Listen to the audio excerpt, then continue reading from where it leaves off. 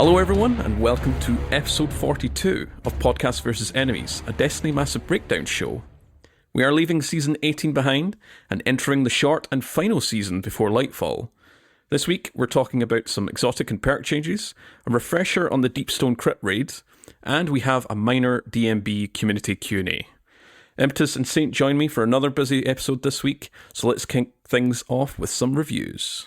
Hello, fellas. We are getting to the end of things. We're winding down, but let's jump into our community feedback. We have a few messages from folks that I want to shout out here. So, Zogby, you messaged Court and said some really kind words about how much the podcast means to you. We are thrilled to hear that. Thank you so much for your kind words, and enjoy those hunter builds. My weapons wish list went live yesterday on Twitter, and there's been a ton of great discussion generated so far, so I want to say thank you to everyone that's left a comment, chiming in with what you're looking forward to in Season 19 when it comes to those spicy weapons. And as a reminder, you can send us all kinds of feedback directly to any of our socials or via the Destiny Massive Breakdowns Discord server. We have a channel in there specifically for that called Podcast Discussion. You can leave a comment in there, ask us questions. Any kind of feedback, positive, critical, or constructive, helps with what we do with the podcast and how we present and break down everything inside the PvE sandbox for our established and new Destiny 2 players. So please do not hesitate to reach out.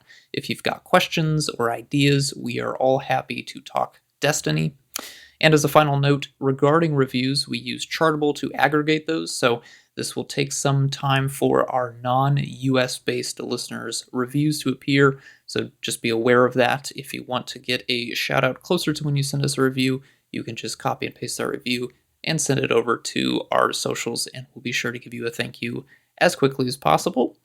And as a final note, we want to extend a special thank you and appreciation for everyone that supports Podcast vs. Enemies, whether that is downloading and listening, discussing it, or supporting us via Patreon. We see you, we hear you, and we love you. I'm going to pass you off to Saint for our show outline. Hello. We've got a lot here today. The December 1st TWAB, it was a big one. We got all kinds of exotics. We've got buffs. We've got nerfs.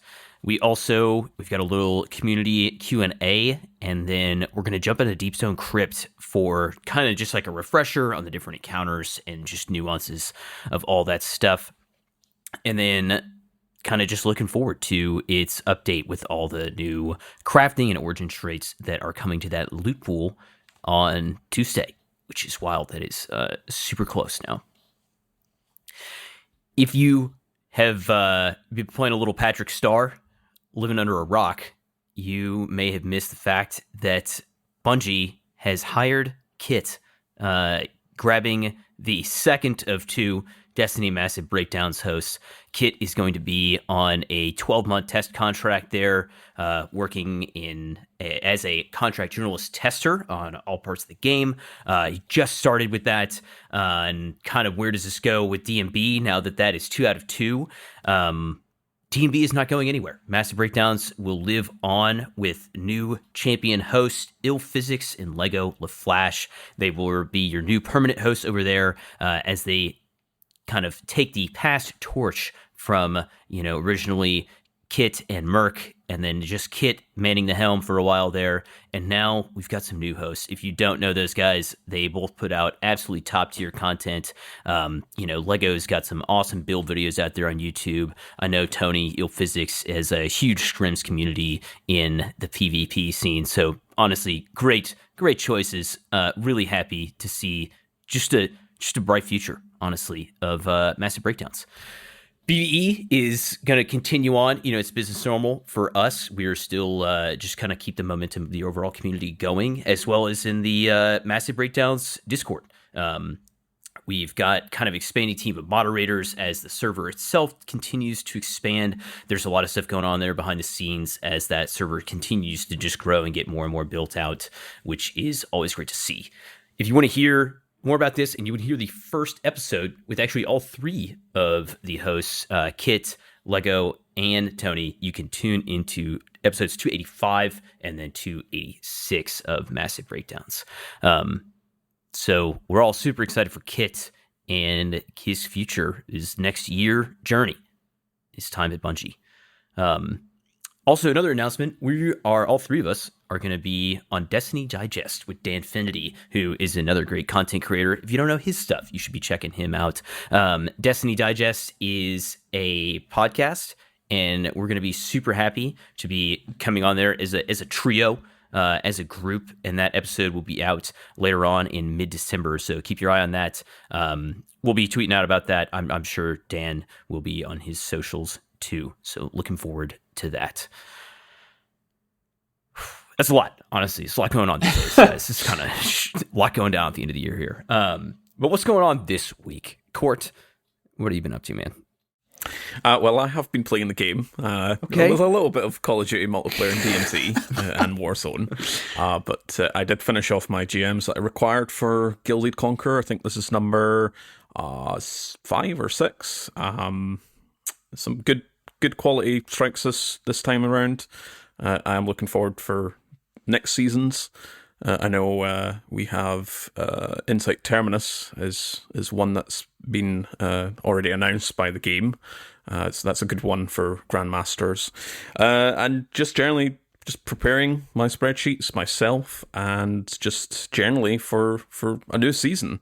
And as I said at the start, it's going to be a 12-week season. It's a very short one in the Destiny lifespan. So there's a lot going on, especially with it also taking place during the winter festivities, Christmas, New Year. We will have Lightfall very, very soon. But during that off period of whether it's been, taking a break from Destiny, I will be playing a little bit of Call of Duty multiplayer, DMZ, and Warzone. Impetus, what have you been up to? Yeah, not a whole lot on my end. Did help a few people with some GMs.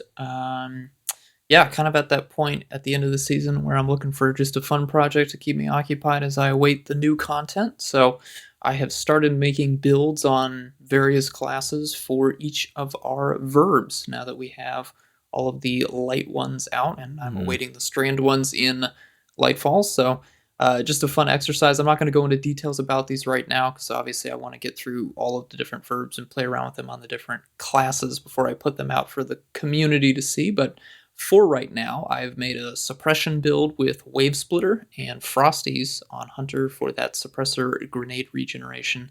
And then I also made another Hunter build, an Ignition build with Caliban's Hand that has been a lot of fun. I've just been putting them on and playing in the seasonal activities and the strike playlist, so it's a lower level PvE content. I'm really just trying to have fun and learn how to use the verbs on different classes, so having a lot of fun with that exercise. That's had some pretty good results. Helps me kind of think differently about some of my armor rolls, what I'm using, what I'm not using. So yeah, Caliban's Hand is a lot of fun. There's a lot of explosions. Yeah.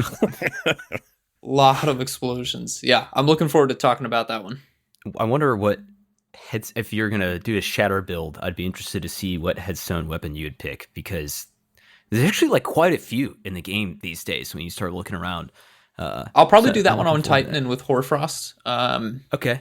Yeah, that's where I'll probably start. I mean, Shadow Dive's fun, but I think the Duskfield capabilities with the Renewal Grasp is probably a better strength for Stasis Hunter. But again, we will see. Of course, we know that the Artifact next season is going to have some Stasis goodies, so that could change things up. I might make a Stasis seasonal dependent build just for the funsies, since it's going to be a shorter season and I may not have access to it later down the road, but that's for another time. Saint, what have you been doing? I started off the week with kind of like an ode to storm grenades. I went into a few different GMs with 2 other Titans on, just full out Hoyle, elemental well builds. And we just tore things up. It was an absolute blast. It's just so ridiculous how strong they are, even in like the top tier content, right? So that was a lot of fun. We got through like the Disgraced and Fallen Saber just ridiculously quick. Normally you're doing Saber and you want to like dip in and out of the Warmind capture node, right?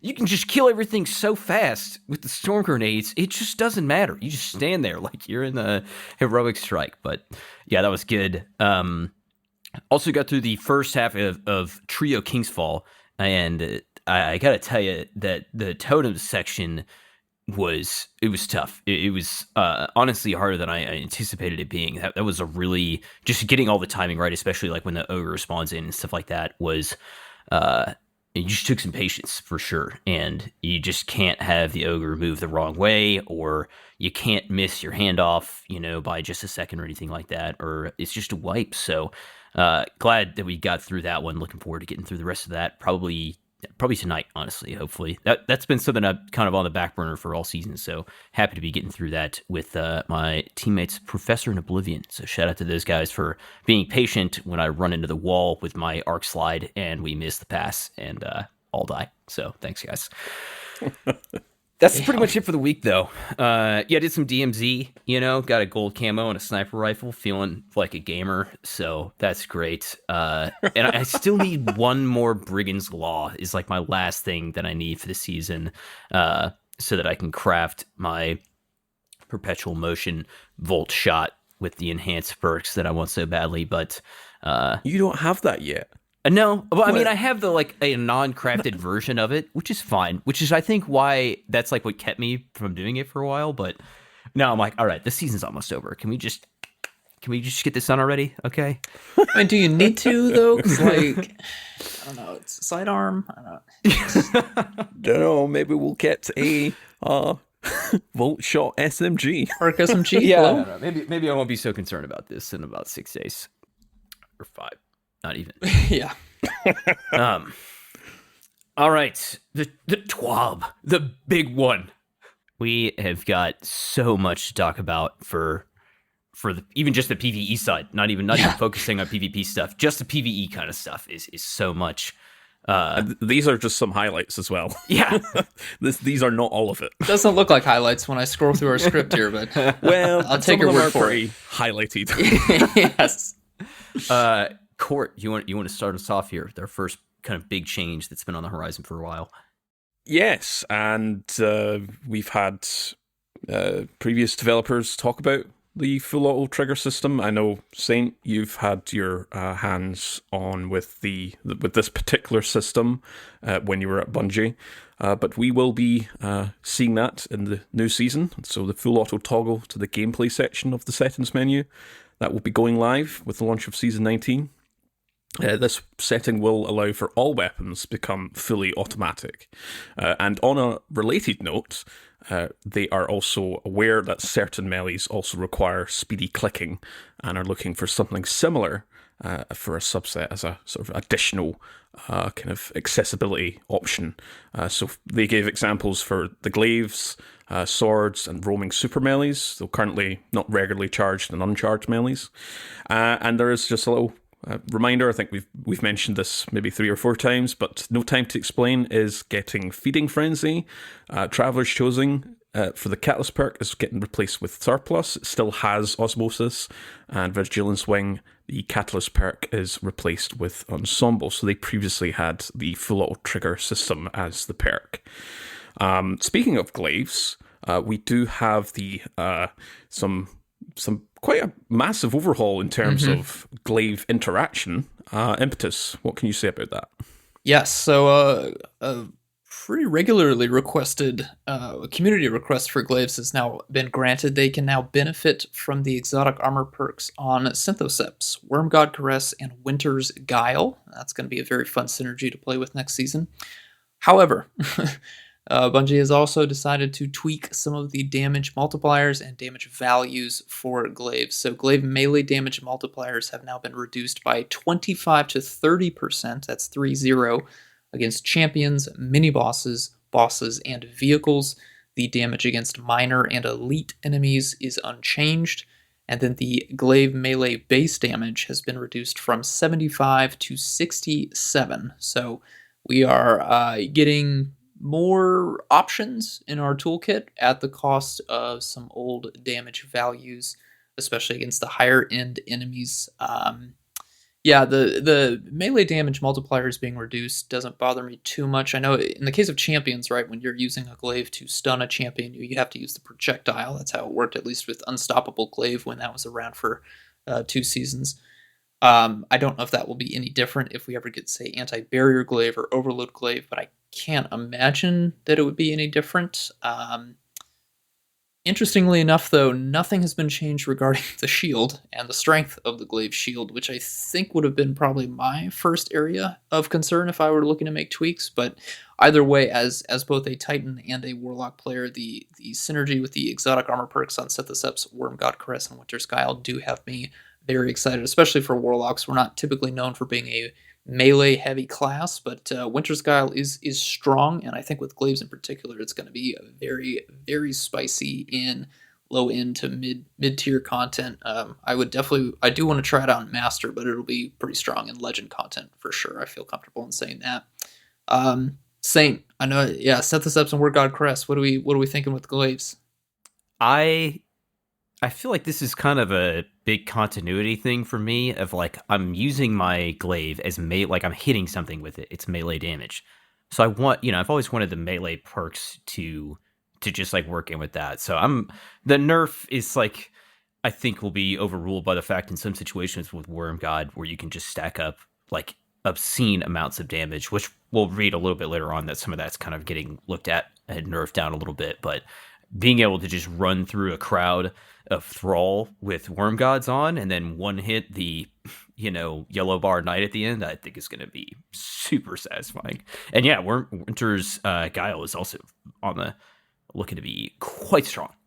I don't know. It's going to be good. I'm excited. Did you ever manage to make a build impetus for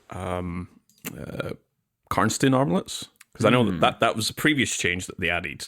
So these changes are like the last of the Karnsteins are the ones armor. that heal, right? Yes. Yeah, those are the ones that are kind of, in my mind, more naturally situated towards endgame content. I have not made a proper build with that. But now that I have my choice between Winters, Winters is the one that, for me, I would love to see that really take off in higher end content. I'm comfortable with Karnstein enough to know that, it definitely would take some skill to get used to, and I think with the shield up, you can pretty much be unkillable with that combination of just damage reduction and then also the health that Karnstein allows. But with Winter's Guile, if you can have the shield and then also just go on a tear with the glaive melee attack, that could be a lot of fun as a solo player, just going and ripping through enemies with that blade combination, especially when glaives apparently will at some point down the line maybe even get the full auto finger, because I can tell full auto system, because I can tell you my finger is getting really sore doing that rapid clicking for the rapid melee attacks. But yeah, I haven't made an official build. All right. Speaking of something, we mentioned this last episode. We did. Related to Arc 3.0, our review, and that was one of our kind of critiques. And we are getting 3 changes, one of which I was not expecting. So the Queensbreaker and Grand Overture and grenade launchers, blinding grenades, are getting... they're given the Arc 3.0 blind effect. They did talk about the sort of folks that have photosensitive concerns, that sort of feeling of that effect that some folks may get from the old blind effect. That's now being kind of grandfathered. We did obviously speak to Chris Proctor and Vivian Bex a few episodes ago, and that was one of their kind of largest kind of concerns and goals for grandfathering the old effects. So some nice changes here in terms of accessibility. But for synergy, all of these will be switched to the Arc blind effect, and you will be able to synergize. So some examples here. You can synergize with Spark of Brilliance, so precision kills leads to an Arc blind explosion for those that are already blinded. So thinking of Queensbreaker, if you blind them just with a shot, and then you shoot them again, that creates an Arc blind explosion. And for Warlocks, we've got Electrostatic Mind, which is the aspect where killing an Arc blinded enemy creates an ionic trace. So again, Queensbreaker, Grand Overture, and grenade launchers with blinding grenades. You can synergize that into your various Arc blind builds, which is very exciting. That's a huge buff for Warlocks. Electrostatic Mind it's either jolted or blinded enemies. I really hadn't mentioned the blinded part because the jolting part was much more fun and also very easy to do. But yeah, now any breech-loaded grenade launcher with blinding grenades can factor into your arc kit, and you can get a chance for ability regeneration. Obviously, blinding grenades don't do a lot of damage, but the effect does last for several seconds, so you can very easily swap from a blinding grenade launcher to another weapon, get that kill, and then have a chance for the ionic trace to spawn in. So that is fantastic. That's pretty strong. Blinding grenades are already an amazing, I would go so far as to say they're an essential part of your toolkit, but for Warlocks in particular, absolutely, if you're going to be on an arc subclass for a given activity, definitely look into a blinding grenade launcher. Yeah, I was convinced blinding grenades on grenade launchers would be the exception, right? I'm all for it, but yeah, I mean, as you said, grenade launchers blinding effect is really strong, but having that added bonus that you can start synergizing on your arc class. Yeah, you can use it on any other class, but if you're using arc, which is for various builds that we've mentioned in previous episodes and our review episode last time, arc's in a sort of reasonably good spot, and this synergy will be really solid. And I'm already thinking of builds that I may tweak for next season. I wonder if this is their way of maybe saying we're not getting a third or fourth column legendary weapon perk with the blind effect, and instead it'll just be unique to those special ammo grenade launchers. I'm just throwing it out there. I have no, I'm just guessing, but I wonder if this is what they're gonna substitute in as the arc blind weapon perk. Is just going to show up on grenade launchers, which I'd be fine with. I mean, this is the first time we've got a magazine perk that's synergizing with our 3.0 ability kit. So looking forward to seeing if anything else will happen down the road with the magazine, or if everything else will be in columns 3 and 4. But it's a cool change nonetheless. Hear me out on this. What if we get more fragments that, kind of like interwork with the blind effect? Because they've added, you know what I mean? Like, I'm thinking back to Stasis, right? Or some of these other classes. I think that the system that they've created, I mean, I'm not expecting, next season, but like in the next few years, I think it's pretty realistic to expect that we get new fragments into the existing systems that we have, even if it's just one per class. Or, I mean, a couple of fragments in an aspect or something like that would be, right. Big updates, right? And this also sets that up for any kind of potential future synergies.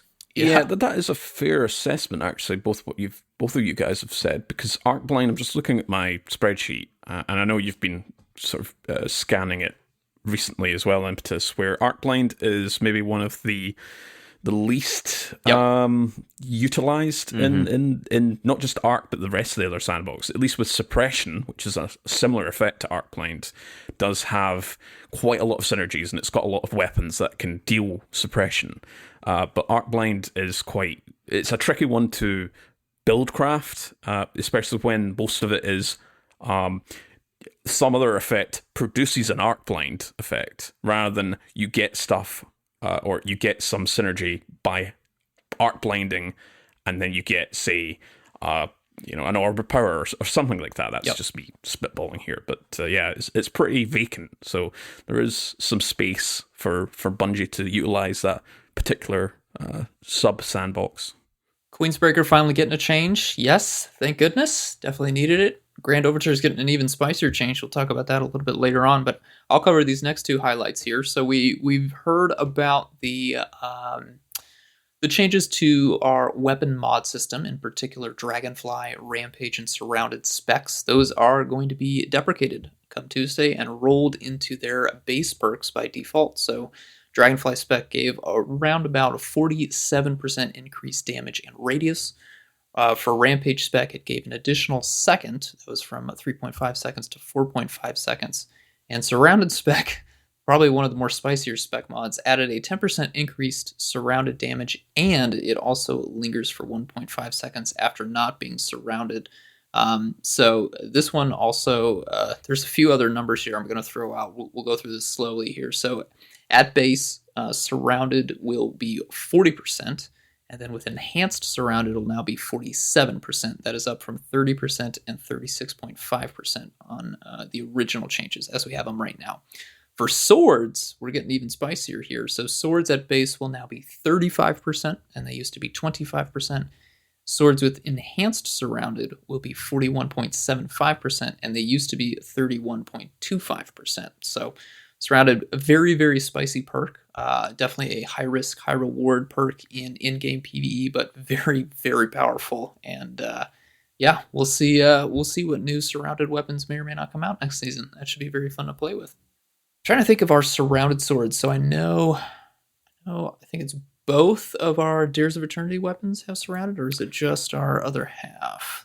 It might just be other half if I'm thinking about it. But I know Guillotine can get it. Guillotine. They're selling a Guillotine with surrounded right now, which is why I was on the top of my mind. But other half used to have surrounded. They took it off. That's what I'm remembering.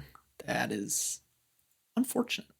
The other one I can think of is Temptation's Hook, but again, that's kind of overshadowed by guillotines. Does the Deepstone Crypt sword did Bequest did run it? Presumably, I know we're getting a perk refresh, which we'll talk about much later on when we do our Deepstone breakdown. But Surrounded is on Bequest, which has a higher impact value compared to all other swords. So you do get increased damage. So they may be an interesting one, especially when we can craft it. I'm glad you brought that up, because we do not currently have a sword in the game with Enhanced Surrounded. We have a glaive. Lubri's Ruin can get surrounded. But all the other weapons with Enhanced Surrounded are not swords. I mean, that's secret Bequest meta. Ooh. Well, you're talking 41.75% here. We're getting close to maximum weapon buff in the game territory is like 50%, right? So on a Golden Tricorn, which has a much harder, but it's difficult to kind of upkeep. Yeah. Compared to, if there's just a room full of ads, you're going to have surrounded. Matter I'm thinking what. especially like duality. Mm-hmm. Yeah. There's a lot of enemies in those boss rooms, and they're usually pretty close to you. All right, we'll keep an eye out for that. See you next season. Yeah. Speaking of next season, Redirection. This is a weapon perk that is unique for now to the Deepstone Crypt weapons. Now builds stacks against red bar enemies and consumes them on everything else. So that will match the minor spec and other perks that use similar language. Previously, it only built up stacks versus low-tier enemies, minors, what we would call, dregs, thralls, stuff like that. And then moving forward, it would now build up stacks on any tier minor. So that could also include knights and wizards as well. So making it a little bit more, forgiving, open. And then, of course, once you start hitting the majors, your mini-bosses, that's when you will consume the damage buff on Redirection. So good change. I think that was definitely one of the harder ones to get into compared to Recombination and Reconstruction. So excited to see what will continue to roll or may now have Redirection on it come next season.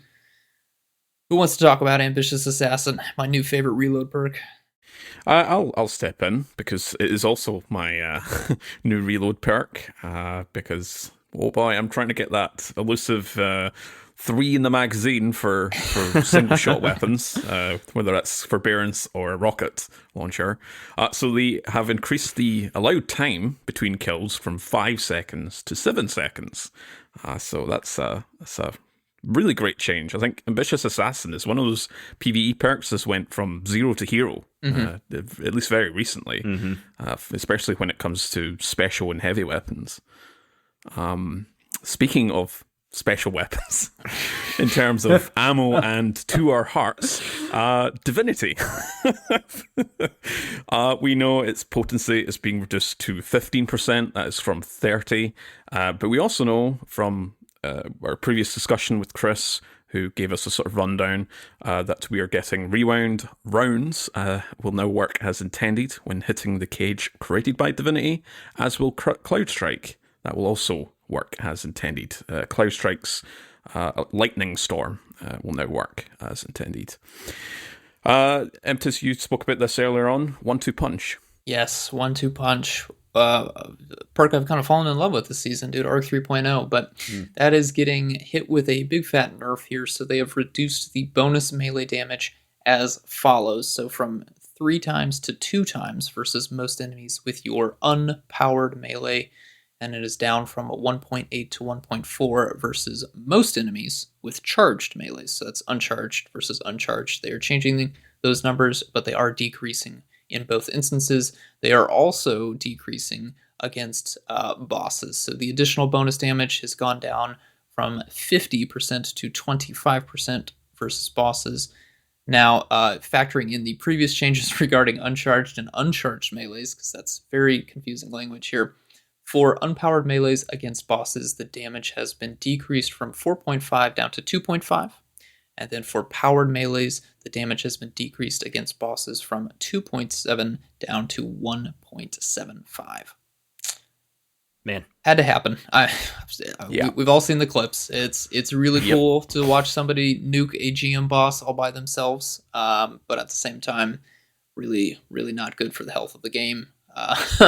I'll be honest and say that I'm glad that I'm about to do Trio Golgoroth in like an hour, because I'm 100% going to be using the Worm God Shield Bash build for this. You don't want to revisit this after this update?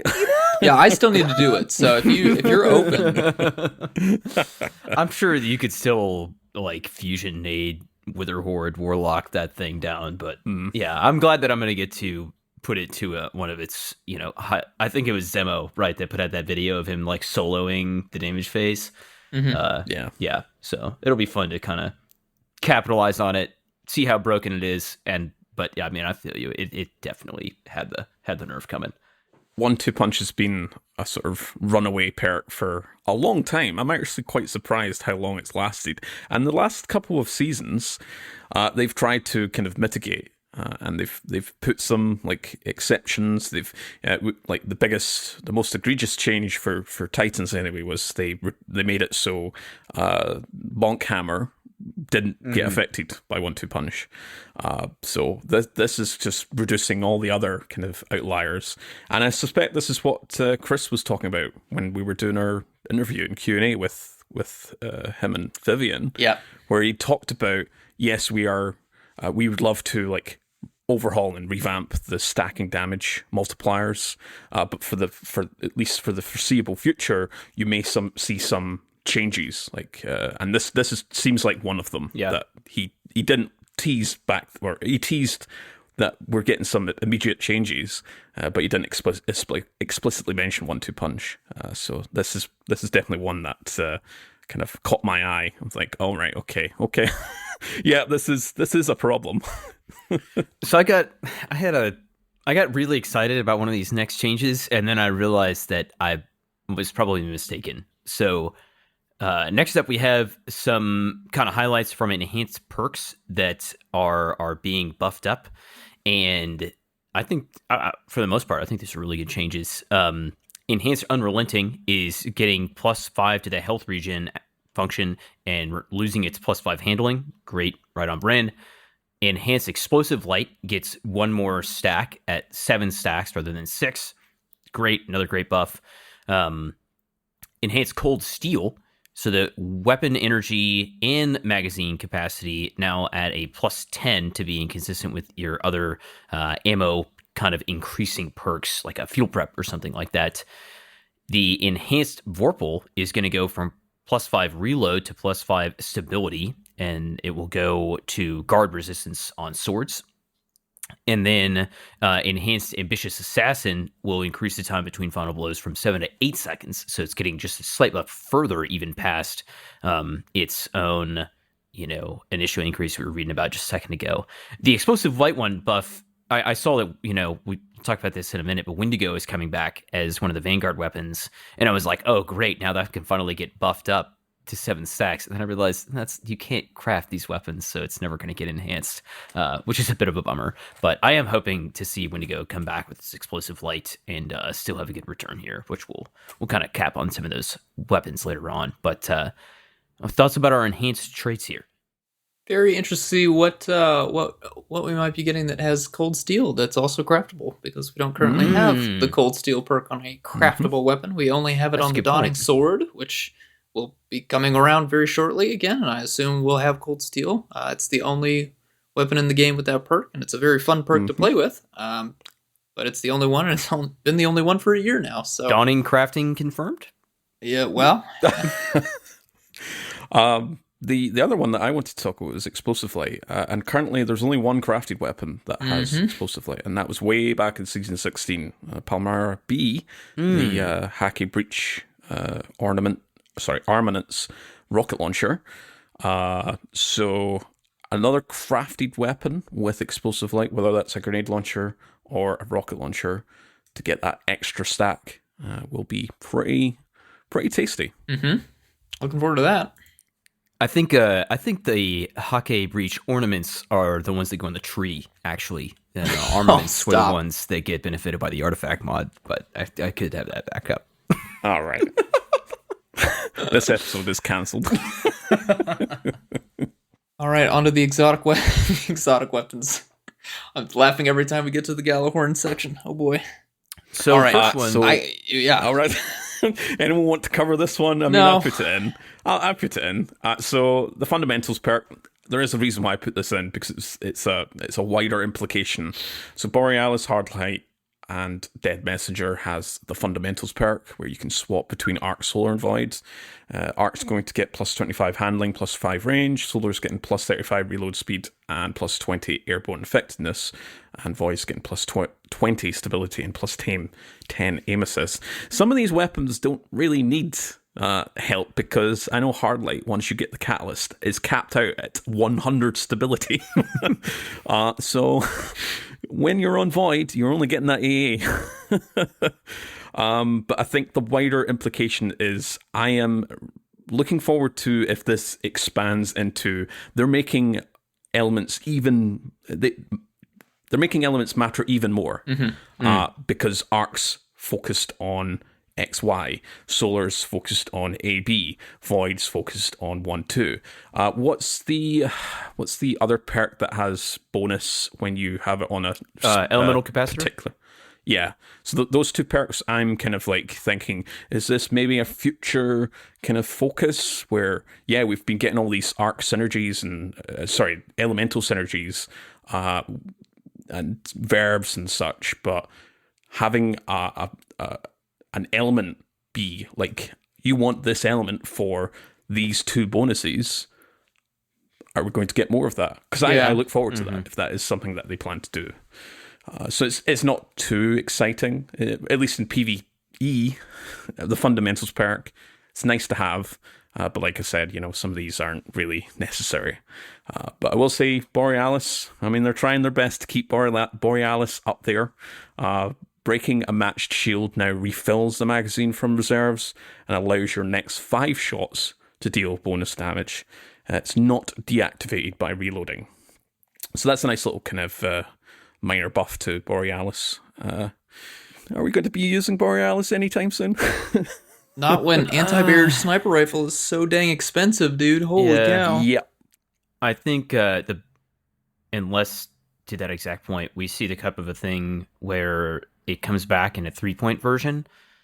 Yeah, I don't know. I mean, I am looking at it. It's like, a lot of exotics have really solid base stats, right? And that's not super shocking, but it has extended mag, which puts it up to 22 airborne effectiveness, and it would be at 42 if you were on Solar, which is like quite high for based on a weapon like that. So I mean, that's like kind of interesting. Or you could crank the aim assist up to like 75 with Void. So maybe it's like slightly better than the Crucible, but the damage part is just not enough to make me use it in a GM or something like that. Hardlight also has 100 aim assist, so on Void it will have absolutely no stat buff whatsoever. You will just be using it to break Void shields. Yeah. Or to match a Singe. Again, the reason why I put this in the highlighted portion here was it's just that potential implication in the future. Yes. That if we are going to get elements will matter a lot more outside of the elemental sandboxes. I look forward to this expanding into other things. Yeah, I don't know if I would call this next bullet point a highlight. Okay, this is more like a low for me. Okay, it's more like a stab in the heart, all right? Wither Horde. is having its taken portal duration reduced from 7.5 to 4.5 seconds. Ouch. Tough. This does not affect direct hits, which is good, but this is a pretty staunch nerf on the PvE and PvP side, honestly, wherever you're using this thing. And it's been really good for a really long time, but I honestly was, I don't know, maybe it's just kind of hit the point of so much usage and its effectiveness and the amount of damage it's able to deal with this kind of ammo efficiency, just a little too high. It's tough. Yep. Well, it's the Starfire Protocol Warlocks will be like, what change? Well, yeah. because yeah, as you said, this doesn't affect the direct hit taken shot, whatever you want to call it. Mm-hmm. But yeah, that portal duration, it's quite a sizable nerf, 7.5 down to 4.5. And it's a surprising one because I always treated Witherhoard as a area of denial weapon. It certainly is that in PvP, but in PvE, just dropping a taken portal down to forbid the enemies from either spawning there or moving up. But yeah, it's me treating Witherhoard with my Starfire Protocol build. I see no problem here. Just land your shots. Yeah, just don't miss, guys. And ignore the blast radius of 5. That's all you have to do. Yeah, I mean, it's one of the best exotics in the game across all sandboxes. I can't be too mad at the change, but I am certainly sad about the change. So, you know what I'm not sad about, Court? I don't think any of us are sad about this. Galahorn is finally getting a nerf. Hallelujah. Hallelujah. Praise the Traveler. Rejoice. But we have in the script something a bit more explicit that we're not going to read out on this show. It's a family-friendly show. Yes, Galahorn is getting its primary rocket's impact and detonation damage reduced by 25%. The Wolfpack rounds are not affected here, so this will just bring it in its desired band without nerfing it past other rocket launchers. So this is a really good change. It's always been the sort of go-to for melting champions, even in Grandmasters. And yes, the Wolfpack rounds are still going to be there. I think that was one of my kind of suggested changes, Wolfpack rounds aren't really necessarily a problem. It's Galahorn just does way too much damage compared to its brothers and sisters in that exotic rocket launcher slot. But thoughts, feelings?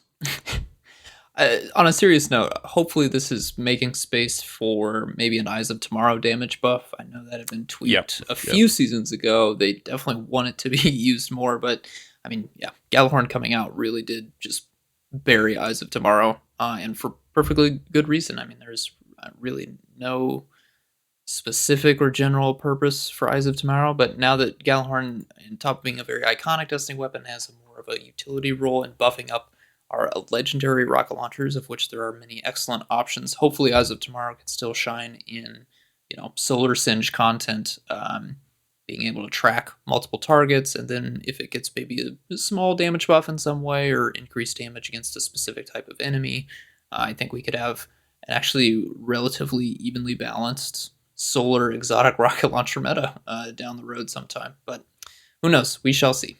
Yeah, it definitely was far too much of a just use Galahorn type of an answer, and I think it'll definitely still have its spot in some of these burst DPS scenarios, right? Like if you're going to want to melt some of these GM bosses, you're still going to be bringing in Galahorn and some, whatever Singe rockets that you've got going on there.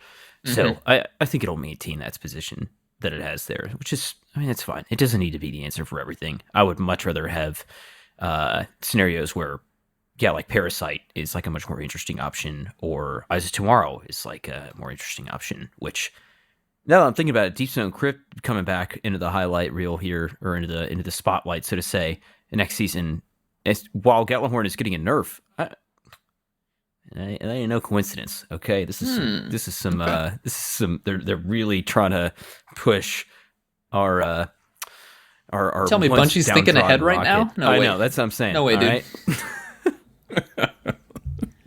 All right, I'll go through a few of these real quick here. Yeah. Darcy got a change. It now applies Jolt when you are damaging targets affected by personal assistant. That's when you aim at the enemy for a given amount of time. I don't think any of us expected this change, but cool. Darcy's a Arc 3.0 weapon now, so More do with that what you will. verbs, you know? Yeah. More verbs is thumbs up from us. Wishender had a huge glow up this season by getting an anti-barrier intrinsically. It is now getting an increased bonus damage versus Wither Horde blighted targets. That's up from 10% to 25%. So there's a fun little synergy that you can run with one other person or more if you'd like. Very, very interesting change as well. Also kind of excited to try that out. Wishender, not a bad gun at all. Not a bad bow at all, sorry. The Prospector. Yes, another arc heavy weapon that some of us may have forgotten about. It is getting chain reaction added to the intrinsic perk. Very excited for that. Fourth Horseman decreased the recoil by 50%. That is very exciting. Very hard to control gun, and now should be even better for doing some exceptionally strong burst damage.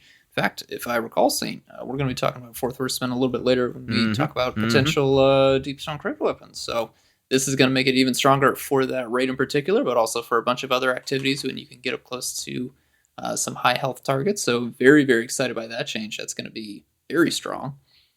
Merciless decreased the charge time on hit, and it now resets on a 5-second timer. This timer is refreshed when you land hits.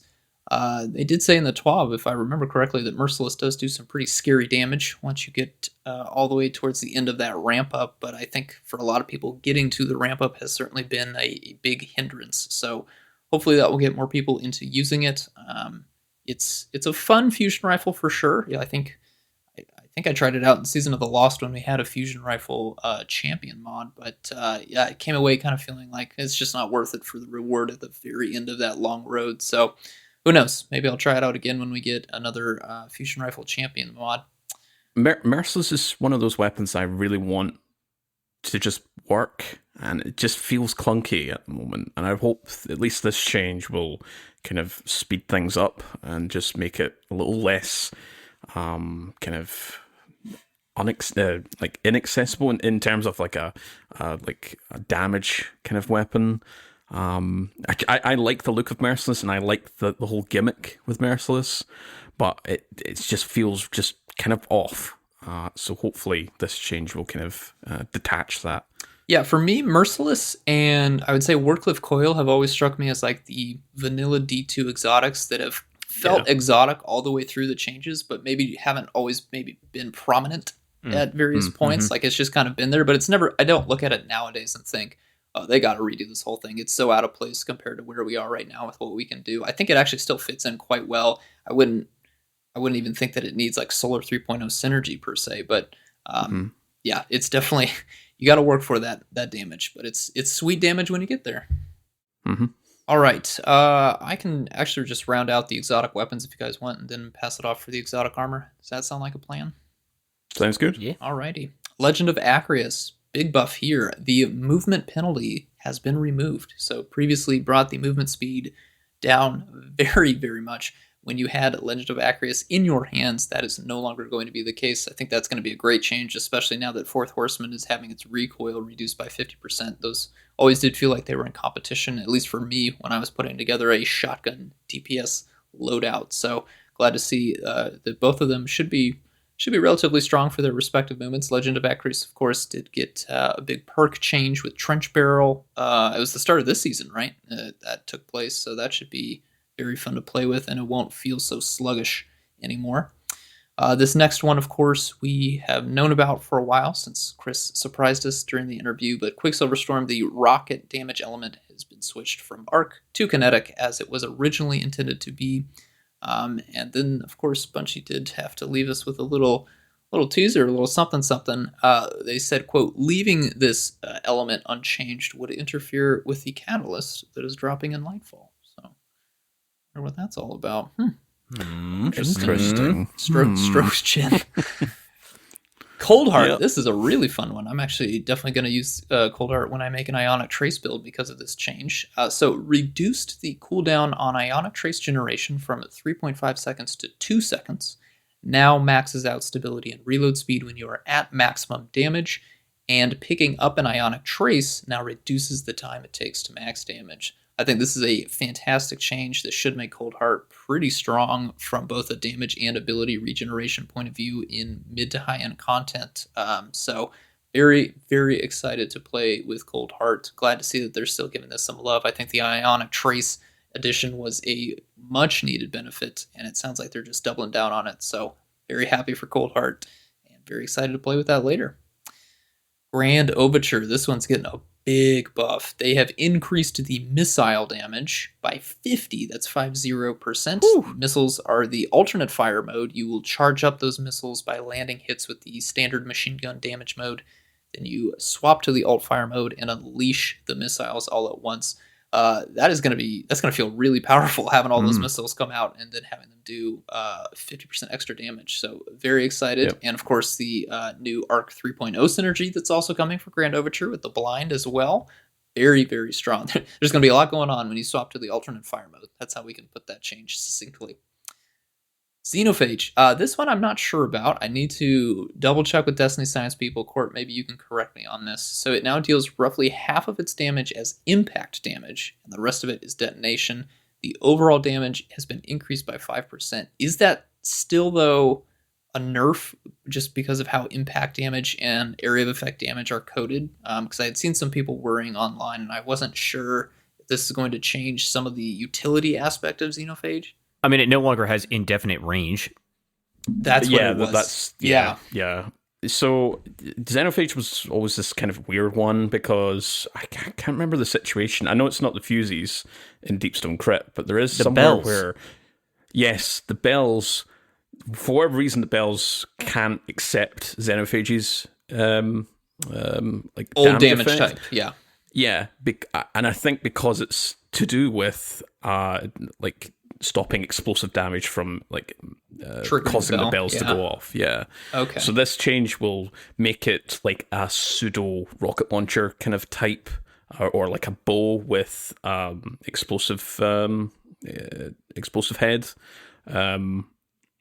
So think of rocket launchers, just for like very quick kind of science talk here, rocket launchers have a ratio of 1 to 3.5, so 1 impact damage to 3.5 explosive damage. Mm-hmm. So for here, it's going to be, 50% of the damage is going to be impact, roughly, and the rest will be detonation. So it's going to act almost like a rocket launcher. And the other question I think folks were asking, again, I'm not personally sure about it. I think the way they're describing it, it's not going to be the case. But I don't think. Folks were asking if this will allow it to do precision damage. If you land that shot onto whether it's a divinity bubble or Tanix's head, will the impact damage, will that be considered be enabled to have precision damage? I don't think so. A bit like rocket launchers, where yes, you've got that impact and you've got that explosive damage, but neither of which get precision damage, if you follow me here. Yeah. So this is a very interesting one. But it's got a magazine like an explosive payload hand cannon. Yeah. It's a weird kind of... It's this one, I think a lot of, at least I'm very curious how this will like interact with not only just like DPS cycles, but how it will interact with other things within the game. So this may be one or two, like my first or second things to quickly look at in the first couple of hours of the new season, just to see how it's interacting. So range reduction, but again, the overall damage has been increased by 5% here. And then there's still a few weird quirks that we'll need to work out come season 19. So stay tuned for that. Very interesting change. I'm going to pass you off to someone else here for some exotic armor changes. I'll talk about both of these because I know the second part I'm very interested. I've already kind of gone off on that bit. But for my friends here, Impetus and Saint, Worm God's Caress, and Winter's Guile, as Impetus mentioned much earlier on, they are getting their maximum damage multiplier reduced from 7.5. That was at 5 stacks down to 3.5. So that is a substantial change. Again, this is all to do with the damage stacking properties that we were kind of talking about earlier on. So that's a very interesting change. But again, it allows, yes, there's a lot of kind of nerf around this, but it gives the opportunities for glaives to interact with these exotic armors. And Gerfalcon's Hallberg, which is not something that's coming at the start of Season 19. It'll be an update or hotfix shortly thereafter, whether it's just before Christmas or it's in the new year. You will now gain volatile rounds when exiting invisibility instead of a damage buff. So when executing a finisher while invisible, this exotic now gives nearby allies reserve overshield, which was something that it did previously, and then it will also give the wearer a temporary bonus to weapon damage. So they've just swapped the when you were invisible and you did a finisher, you would spread volatility to nearby combatants, and you'd get the overshield for yourself and other teammates. That's been swapped with the damage buff that you'd get from just leaving invisibility. And on-demand volatile rounds for Gerfalcon's Hallberg, that's 2 thumbs up for me. Big thumbs up.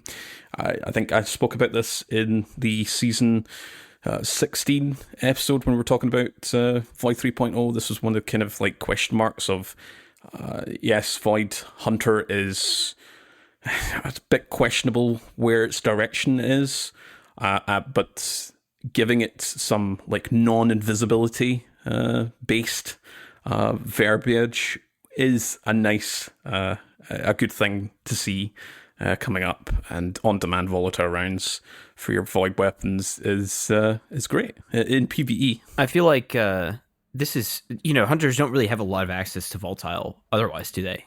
So they have access to, so volatile they get from one of the tethers. I can't remember. I think it's Deadfall. Okay. That gives you volatile, but like we can't get on-demand volatile rounds. I know Titans have volatility in their abilities, and Warlocks you have Our new melee. Or not the new melee. Sorry, new old melee. One of our melees gives volatility. The new old melee, Yeah. Yeah, so for hunters, we had, it was Mobius Tether, and previously, Gerfalcon, you would spread volatility. For Titans, their whole gimmick is controlled demolition. That's the big kind of draw there for volatility. And for Warlocks, you had Chaos Accelerant plus Magnetic Grenade, or you could pick Pocket Singularity.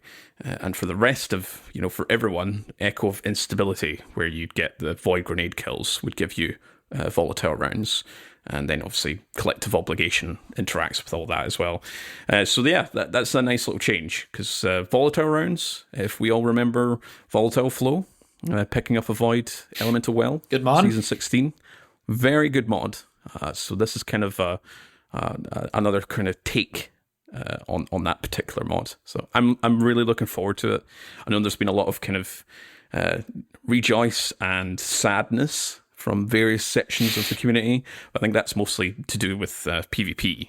For PvE, volatile rounds into Stylus Executioner, into Invis, into volatile rounds. I can't wait. We'll round things off with just 2 little sections here before we head into our breakdown of Deepstone Crypt. So they gave us a little kind of teaser, a little hint towards the future. So there's been a little bit of discussion about why weren't there a lot of heavy weapon kind of balancing. And one of the sort of talking points from Bungie's point of view is that they're going to be doing a heavy weapon damage rebalance. So they're tinkering with bringing some less effective options up while bringing some damage outliers down. What's the Lightfall DPS meta? Mysterious. And finally, they added a pass. They are going to be doing a pass of adding some subclass 3.0 verbs to several exotic weapons. They are currently at 7, we know of one from our podcast interview. 1000 Voices is getting some sort of solar synergy, and be very interesting what the other 6 are, at least currently. That little kind of teaser of we're currently at 7 could be we may have 1 or 2 extra in the future. Number go up, baby. I'm really looking forward to that. I know we've discussed at length about subclass 3.0 verbs, but having more verbs on different weapons, like we did see with Darcy there, but seeing other verbs on other exotics be a lot of fun. I'm really looking forward to that. Yeah. They also, not quite as detailed as last season, but we got a Season 19 Artifact mod preview kind of overview here, which is really exciting. The biggest thing off the bat from, I believe it was Rodney, who's kind of giving the interview on this, was that there's going to be a bit of a focus on stasis, which, you know, we've gone through all the different light element seasons, and now it feels like we're coming a bit full circle here. So I'm really excited to see some of those, as well as some of the mods he mentioned specifically kind of at the end here. They said that there'll be a little bit of reprisals, right? Some kind of new stuff, some old stuff coming back. Like, you know, I remember we saw like Overload Machine Gun for a lower price, or like we were talking about getting Anti-Barrier Sniper. So I'm expecting maybe some stuff like that. And they listed off the weapons. They said it'll be hand cannons, scout rifles, bows, pulse rifles, and grenade launchers, unstoppable grenade launchers. And then for kind of some associated mods here, Lucent Finisher, which we've known for a while now. I believe that was that 2 seasons ago that Lucent Finisher was in here. Heavy ammo off of, Hive Guardian executions and champion finishes, which is just an absolutely S tier mod. Passive guard, but glaives, which is great for the whole exotics that are getting added onto that list that work with glaive interactions. And then Breach and Clear, which has been reworked a little bit to kind of interact with a Void 3.0 sandbox, which makes me think that it's going to be weaken, like 15% weaken and function with some of that stuff. Not exactly sure where that is going to land. Go ahead. I assume it's going to be like Sundering Glare for season 18, which was also weaken. You can use Sundering Glare as a synergy way to proc other effects. Which, by the way, we use that on War Priest. First time I've equipped that mod this entire season. Turns out if you stand as far away as possible from War Priest at the door, you can actually get it to proc. But yeah, first time I feel like if that turns in the future, I know it was really good. And especially in Deepstone Crypt again. Yeah. Making a lot of allusions to the breakdown that we're going to be doing here. But Sundering Glare, I feel like could maybe do with a slight reduction in the range applicator. Because 40 meters is quite a long distance. Yeah. The last Breach and Clear is coming back. I cannot believe it. Never in a million years. It's Never in a million years. Well, this is also kind of the thing where they like wanted to get away from the super strong mods. So it's like, that's kind of, I don't know. It seems like they never ruled out them coming back, but if they're interacting with the Void sandbox, I think that's still it's a net gain, because you can use all those effects to proc your Void sandbox. Can't wait for Particle Deconstruction to come back with the Solar 3.0 sandbox synergy. Oh, don't tempt me. Solar 3.5? The last few they threw out here as a little bit of a teaser was a chest mod for resilience, a leg mod for mobility, a mod called Monochromatic Maestro, which quote rewards you generously for using weapons and subclasses that match their damage type. Sounds like a golden tricorn just made to be right there. Yep. And then a solo player mod should be very useful in tackling legend lost sectors to get just the right role in the exotic that you're looking for. Yeah, so this is very different as far as some of the other stuff we've seen. Excited about that. Coming this Tuesday. Yeah. Those last two mods, I'm very curious, especially the sort of Lost Sectors mod. If we're kind of fine tuning how we can roll that exact kind of exotic spread. Yeah.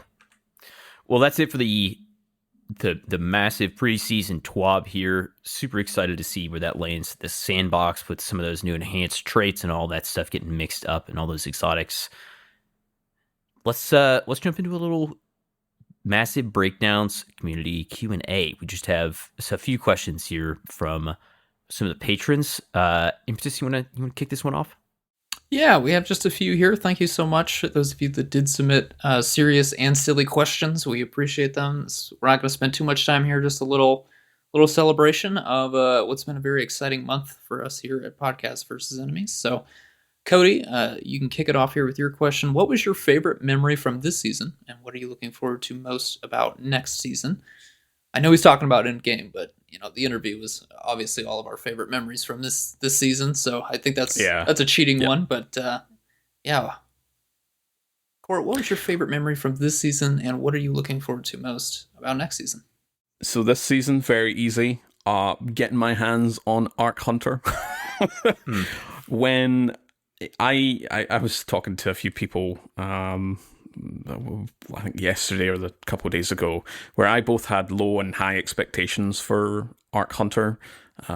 Low because I was just like, Arc Hunter's never been that great, but also high because it was you had nothing to lose and everything to gain here, and boy, my expectations, I don't know if it came across like that in last week's episode with the Arc 3.0 review, but I am really thrilled with how Arc 3.0 and Hunter has turned out to be.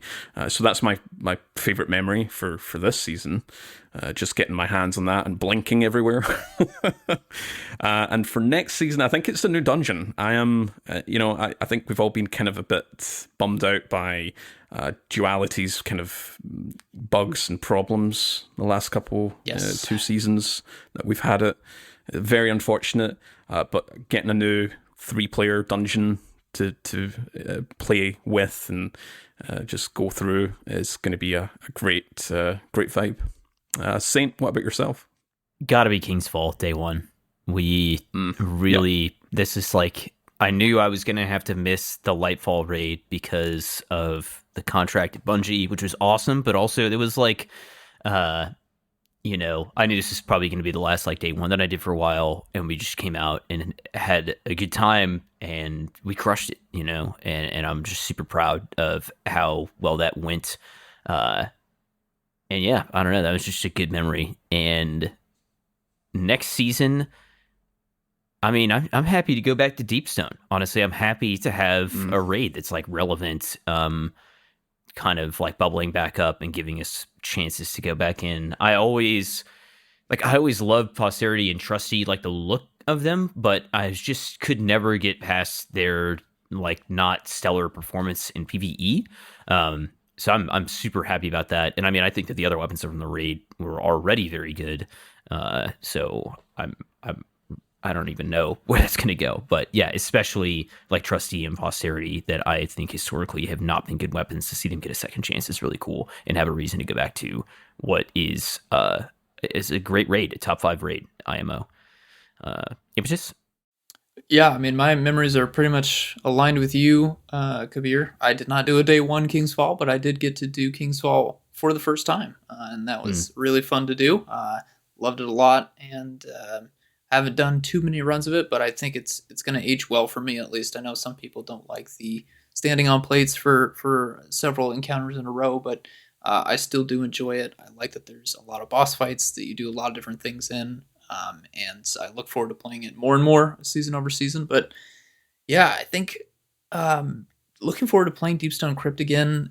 I started playing in Season of Arrivals. I didn't even reach Powerful Cap by the end of that season. There was still so much I was doing. And then Beyond Light Drops, and I just never felt super comfortable running Deepstone Crypt. I had a lot of people in my clan that were already in dedicated raid groups that were running it, so I only got a handful of runs in, and it's kind of been one of those things that's just been in the background. I want to return, and I want want to really master that raid, get it down, know what I'm doing, and knock off a few of those triumphs. So hopefully can get the raid title next season, or at least get pretty close to it. I've got only a few of them done so far, and so that's what I'm looking forward to.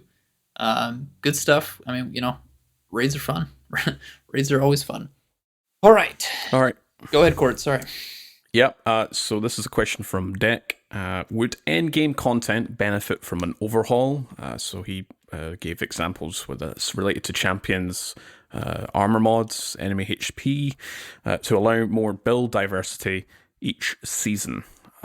Saint, I'll let you kick things off here.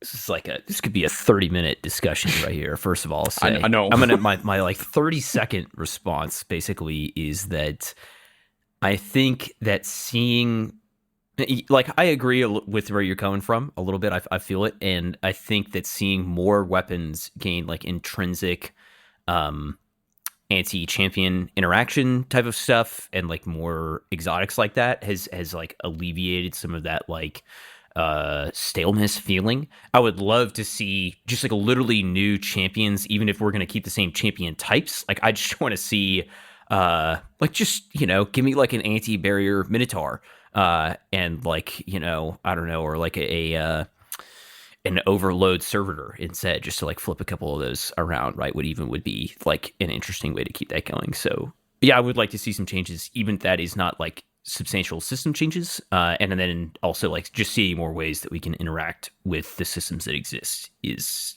great. I love that. I'm all for that and more of that. Iftis?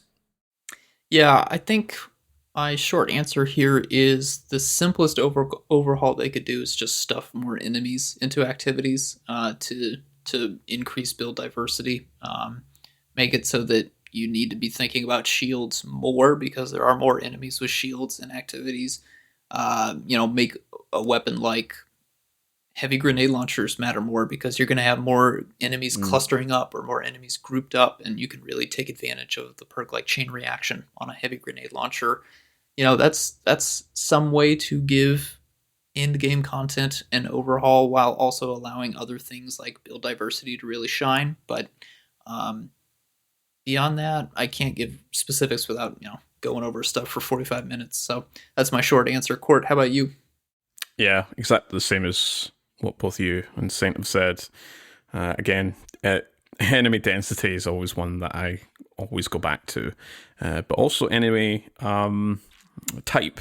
I think we need to see more types of enemies, whether that's, we are getting Tormentors. Those are the next kind of pseudo-champion type enemy that are coming up in Lightfall.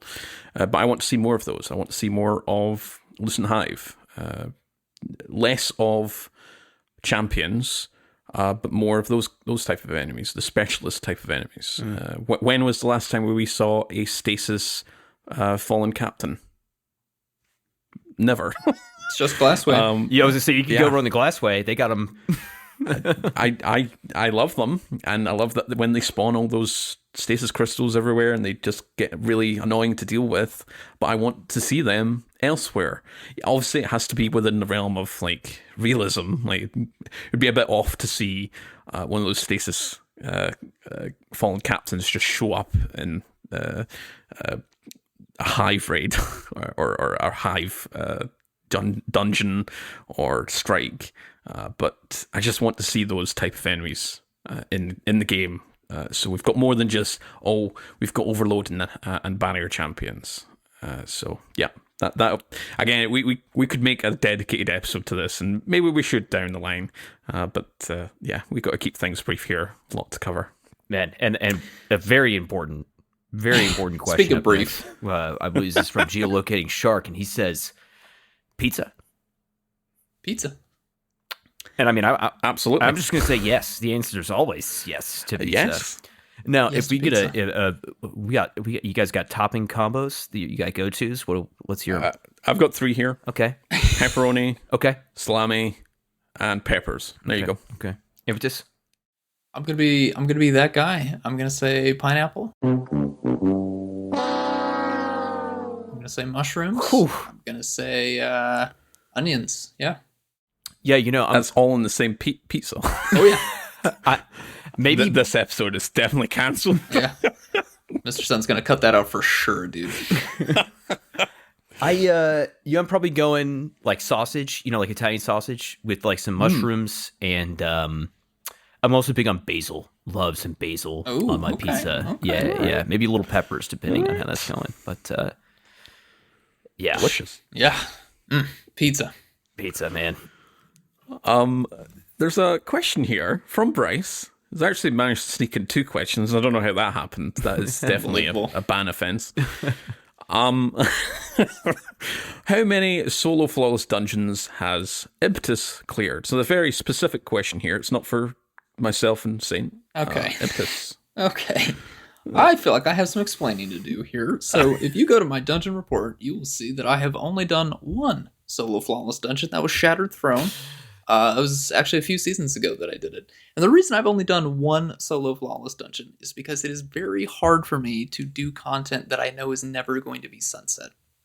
It's true for the other thing I would probably look towards is raid titles. I could get a team together to go and do stuff, but now that I know that they're not going anywhere, it's really hard for me to just find a motivation at any given point in time to go and do the thing.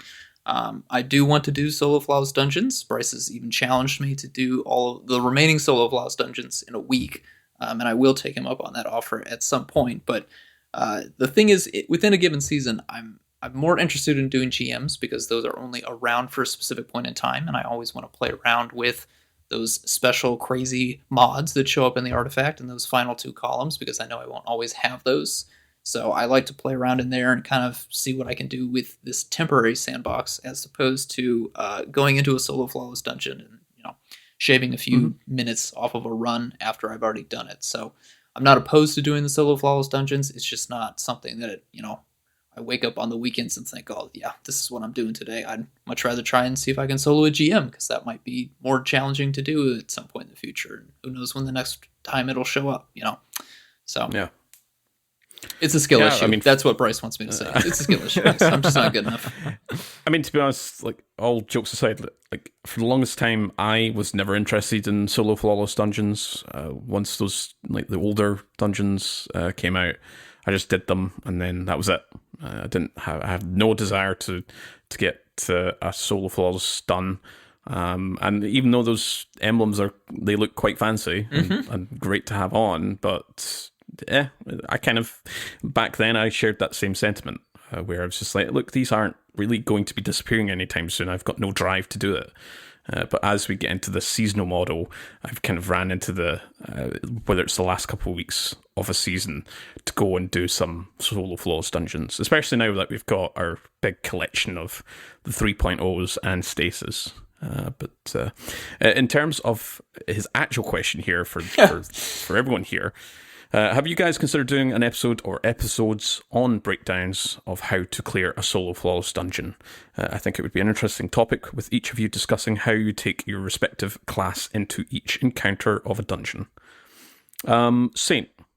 Yeah, I think I've done 4, and some of them are like a great experience, and like I don't know, sometimes it's just really annoying. Shattered Throne was the first one I did, and I think it's good to talk about like trying to take a piece of content. This is like the same thing as like doing a 3-man raid, honestly, is like you're trying to look at your objectives and you're like, okay, what do I like literally when it comes down to it, what do I have to do in order to like make this encounter progress forward? And like, how can I accomplish that without wiping? Yeah. And that's the same kind of a mindset that's going to stick with you anytime you try to, do an activity with a minimal amount of players. That's kind of my like initial like what do you call that, Occam's razor, right? I'm like, how can I make this as simple and as direct to meet the requirements of the encounter as possible? And then thinking about how I can deal as much damage as possible while investing in a minimum way into my survivability or like what's going to keep me alive. Whether that's like going into your build or like using Lament, or am I going to use Devour, right? Was how I got through Prophecy was on Warlock. I'm pretty sure I did that prophecy on Warlock. And like Devour was absolutely massive for the final boss room and some of the other sections for that, right? That just hugely carries you through. But then like speccing to something like Devour allows pretty much the rest of your loadout to just be invested into dealing damage. So I think it is very niche. But yeah, I'm it's definitely interesting to talk about trying to really take a razor to mechanics like that and break them down to what you have to do. I would say from a production point of view, the challenge is that typically, we have this dungeon coming out next season. We want to get to it as soon as it comes out so that we can give you the encounter breakdown and then also the weapon breakdown for the weapons that are dropping from this dungeon. We're probably not going to have done a solo flawless run by the time we sit down to do this episode, right? So that would mean if we wanted to do a dedicated episode for this solo flawless dungeon that's coming next season, it would probably have to be a little bit later on in the season so that all three of us could have gone through on our respective classes to do the encounters by ourselves flawlessly. We've also got Grandmasters that we do breakdowns for at that later half in the season. And then for next season in particular, it's also a shorter one. So there's that kind of a complication too. I don't think any of us are opposed to the topic, but trying to fit it into an already pretty busy schedule for the seasons that are getting a new dungeon is a little challenging. I don't know. Would you guys agree or disagree with me on that? No, I think that's a very valid point. I will say as well, I think it may be a topic that we could combine with other kind of solo flawless, whether that's like Lost Sectors or a particular Grandmaster or encounter somewhere that you can do solo flawless, and just go down the steps of here's what hunters and warlocks and titans would ideally want to take in, but like an entire episode dedicated to like a solo flawless season 19 dungeon. Yeah, I think maybe outside the draw for this particular podcast, but I would like to talk about the sort of what you would do, what you would set up for your guardians. Like the one that keeps coming to my head that I've recommended before when I've done solo flawless dungeons have been like Assassin's Cowl on stasis. You get that health regen and you get that invis because they're very important and useful utilities to have in those types of dungeons. I'd be more enticed to talk about those parts of the process of solo flawless dungeons, but for each encounter, maybe not so much. Yeah, I think just thinking about like more succinct ways to talk maybe about like just talk about some of the strategies and like changing how you get through some of the encounters. I mean, we could talk about that for like 5 or 10 minutes. But I think, the process of like survivability, I think, is maybe a much more interesting topic because it would apply to a lot of content. Yeah, I know the game's a little bit in terms of you can't really die as much compared to a couple of seasons ago. We are getting quite easy mode with the various reworks to the Elemental Sandbox. Please. Come on, buddy. But in general, though, the topic of survivability would be a good one to talk about. For each subclass. All right. Our last question for the community Q&A before we head over to do our breakdown for Deepstone Crypt is from Rock DC. Inverting the discussion from Kingsfall this season, what are your favourite first encounters and non-boss encounters across all raids? So that is including those vaulted and in Destiny 1. Impetus, I'll let you start off. Yeah, I think we're all in agreement on the favorite first encounter, being the opening encounter to Scourge of the Past. Just a really fun arena, large open cityscape, and then also just from a mechanical point of view with the Berserker enemies, still one of my favorite enemies ever in Destiny. The mechanical side of defeating those is something that we're all waiting to see return to any enemy. I think Hive Guardians get close in their mechanics. Of course, you have to worry about the ghost, you have to worry about the super, and then the various elemental strengths and weaknesses of those enemies. But yeah, getting to meet a Berserker for the first time, figuring out how to beat it, and then what to do after you defeat it is definitely a very fun memory, learning that for the first time. And then, of course, just zooming around the last city in a raid is very unique. My favorite non-boss encounter, though, actually going to be from Deepstone Crypt. It'll be the Descent. I think it's a very fun. Yeah, it's just fun. I really think Deep Stone Crypt is a fun raid, and I think that encounter is probably the most fun I've ever had. You're also coming into that encounter after going through one of the prettiest and most interesting parkour sections that we've ever had in any activity ever in Destiny. So you're riding the emotions of that and then going into something where it's incredibly hectic. There's a lot going on. Some fire teams choose not to communicate whatsoever in that, and that can make it fun. And then you also, if you're trying to go for the activity specific triumph that's associated with that, you actually do need a lot of comms to make sure that you're paying attention to what happens during that third encounter. So that's my favorite non-boss one, despite the fact that there is a boss standing in that encounter and we do not actually kill him. Saint, what about you? Yeah, I would say Rock mentioned D1 raids too. D1 raids has got to be Death Zamboni from Wrath of the Machine. Was just absolutely nuts encounter, and I still miss that to this day.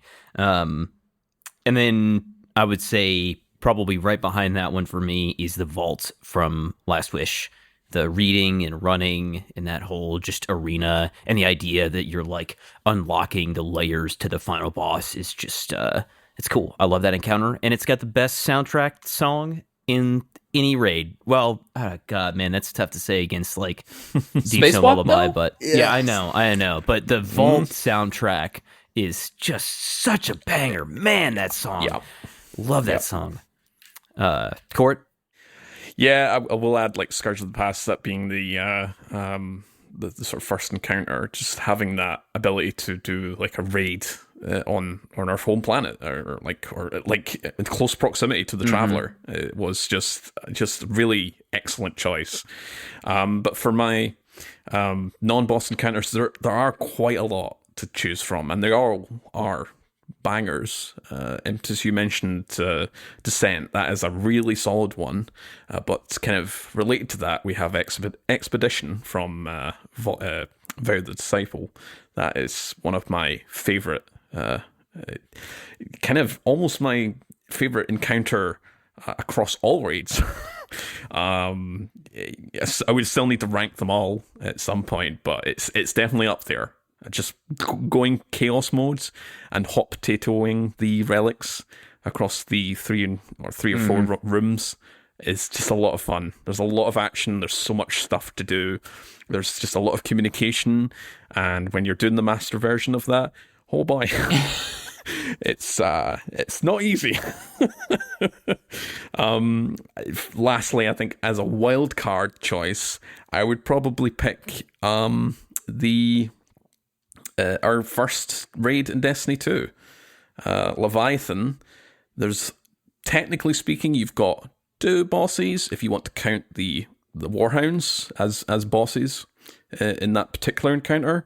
But for the rest, other than Callus, the actual boss fight, they're all mechanical. They're all mechanical based, and I really enjoyed playing that. It was very different. I know some folks in the raid kind of sphere, they weren't that interested or enthused with Leviathan, but I really enjoyed the sort of kind of gauntlet style kind of gladiator event that we had across the different rooms that you had to go clear before taking on Callus's robotic body. So that's my kind of wild card there. All right. Well, that wraps things up for both a kind of recap of our Season 19 changes and our community Q&A. The rest of this episode will be dedicated to Deep Stone Crypt. We're going to do a classic PvE breakdown. We're going to talk about the activity itself, what to expect, kind of pain points. We'll do some breakdowns, kind of briefly through the encounters, and I'll pass you over to Saint to kick things off. Yeah, there are honestly not a lot of shields in Deep Stone Crypt or anything like that, or very specific modifiers. There are some very specific enemies that they're going to want to be paying attention to, and there are kind of like a few themes that keep coming back up as we go throughout the raid. The builds that you bring into some of these encounters aren't quite as demanding as some of the other raids, because there's not quite as much focus on damage that you're going to be dealing with a super or something like that. So the composition can be a little bit more loose, but there's a lot of communication that's required. You'll have the same three, operator, scanner, suppressor roles that kind of keep coming back up throughout the raid, and they all require you to just be communicating to each other when things are being passed, who's shooting what, that type of a thing. So really strict on your communication, but as long as you're paying attention to that, some of the subclass requirements and things like that maybe aren't quite as strict as some other raids. When we're looking at weapons to take in here, just kind of in general, what you're going to want to have on your Guardian before you load into the raid. Exotic primaries, Risk Runner, Quicksilver Storm, Osteo, Striga, Le Monarch, and Trinity Ghoul. There's a lot of arc damage, so Risk Runner is just an awesome choice. Plenty of low-level enemy dense areas, so something like Osteo could be awesome for burning through them. Quicksilver, if you want to lean into that, it's great fun, and it's getting a buff to its grenade launcher, so even though it's losing that arc rocket, it's still going to be an excellent season choice next season. On the legendary side, we're pretty much just going to be gravitating towards anything that can capitalize on some of our elemental perks, trying to usually tie that into our subclasses. Incandescent, you've got Battler, you've got Mini Tool, you've got Zali's Bane, Volt Shot, you have Brigand's Law, which is definitely a favorite. I'm talking about that Volt Shot Perpetual Motion roll. I know we all are big fans. Well, some of us. Yeah, sure. We're all big fans. Some of us are big fans of Full Shot Sidearm. Tarnished Metal, if you don't mind a little bit of a longer zoom on that, a little bit longer range, depending on which encounter you're at. And then Headstone. We've got a lot of Headstone options from Crate, Ice Luna, Blood Feud, all those guys. Specials, Wither Horde is still going to be a great option for controlling some of these areas. Dead Messenger for sweeping out chunks. Your Scepter for freezing people down. Divinity is definitely going to be coming up in our final boss fight. And then as far as your legendaries, any kind of Wayframe grenade launcher is going to be great. Blinding GLs, which are kind of getting an indirect buff if you're an Arc Warlocks, that's nice. And Chill Clip Fusions, just our kind of workhorse go-to weapons here. I know that Chill Clip is definitely going to be on my character a lot next season, especially depending on how some of those stasis mods land. In the heavy slot on your character, we got Thunderlord, a little bit of overload, which is going to come into play here, as well as some nice add clear capabilities, pretty solid damage, just great weapon all around. Parasite is fantastic for dealing burst damage, which is going to come up in one of the boss fights. Xenophage is just a great weapon. There's a few different scenarios in which you can use that. And Lament also is a great exotic option. Legendaries, all our linear fusion rifles, the typical crew, Cataclysmic with the bait and switch, Taipan, Reeds with the firing line, Storm Chaser with a litany of good perks on it. Could use a rocket launcher, probably not going to come up very much. But that's pretty much it. That's what I would recommend as far as what you're bringing into the raid. It's a lot of ad clear and a little bit of burst DPS, and then a boss fight at the end. And that's kind of our flow as we're looking at the encounters here. Court, what can you tell us about our kind of key roles here? Yeah, so we're going to talk about three augments, as they call them. That's the Deepstone Crypt augments. These are your sort of three roles, responsibilities, these sort of anchor points that will be used throughout the raid here. So as a refresher for those that are maybe done this a few times far in the past, I know I definitely need this refresher because I haven't done Deepstone Crypt for a long time. You've got the Scanner augment. Now that particular color, at least in the normal color mode, is yellow. The icon looks like a flower that's about to blossom, and that is used across all encounters. We'll get into the particulars of each augment and what they do and what they represent in each of the subsequent encounters. You have the Operator augment, which is color red. It has the icon of a humanoid with a highlighted mechanical head that is reaching out. And again, that is used across all encounters. You have the Suppressor augment. The color there is blue, and it has the Deepstone Crypt symbol. the actual symbol that's used for Deepstone Crypt that represents this particular raid. That's only used in encounters 3 and 4, so you won't see that in 1 and 2. The augments themselves must be picked up. They will show up in the buff/debuffs list with the respective name, the colour, and the symbol. And they are also shown above your body, so your teammates can help identify which one you have. So that's some sort of good to know basics of the augments that will be well utilised throughout this raid. You'll kick things off with the start of this raid. You'll be spawning in to the top sector of Europa, the patrol space. You'll kill a bunch of mini-bosses, and then it's your job to traverse the blizzard. This is the sort of starting encounter 0, if you will. So the objectives is to travel through the blizzard. The strategy here, kind of sparrows in the mist here. You won't be able to see very far ahead of you, and there will be sort of various traps and death traps, death zones that you'll catch up on. So the strategy here is sparrow from bubble to bubble, using them to mitigate your stacks of biting cold. So that's your frostbite for Guardians. If you clear out the enemies at each bubble, you'll gain checkpoints, but it will take a little bit longer if you're doing it that way. So throw in your always on time. I should have that if you're established Destiny player. It is available over on the Exotics kiosk if you would like to buy that, and rip your way straight to the end if you know it by heart, or take your time. Clear the bubbles if you're taking some buds through for the first time. There is a secret chest just kind of near the end of it. By the time you reach the end, there will be various brigs, other fallen combatants to take care of. And just to the right of the door at the end of the encounter is a secret chest. So be sure to grab it for extra weapon chances. And if you don't already have them, you can get the raid mods through that as well. So yeah, that's a very quick recap of the sort of Sparrows in the Mist encounter. I think it's quite a fun one to do if you're brand new to this. It's a nice one to kind of get your Sparrow game on show. It's a lot more interesting compared to the other Encounter 0 places we've been to in various other raids. So good one here.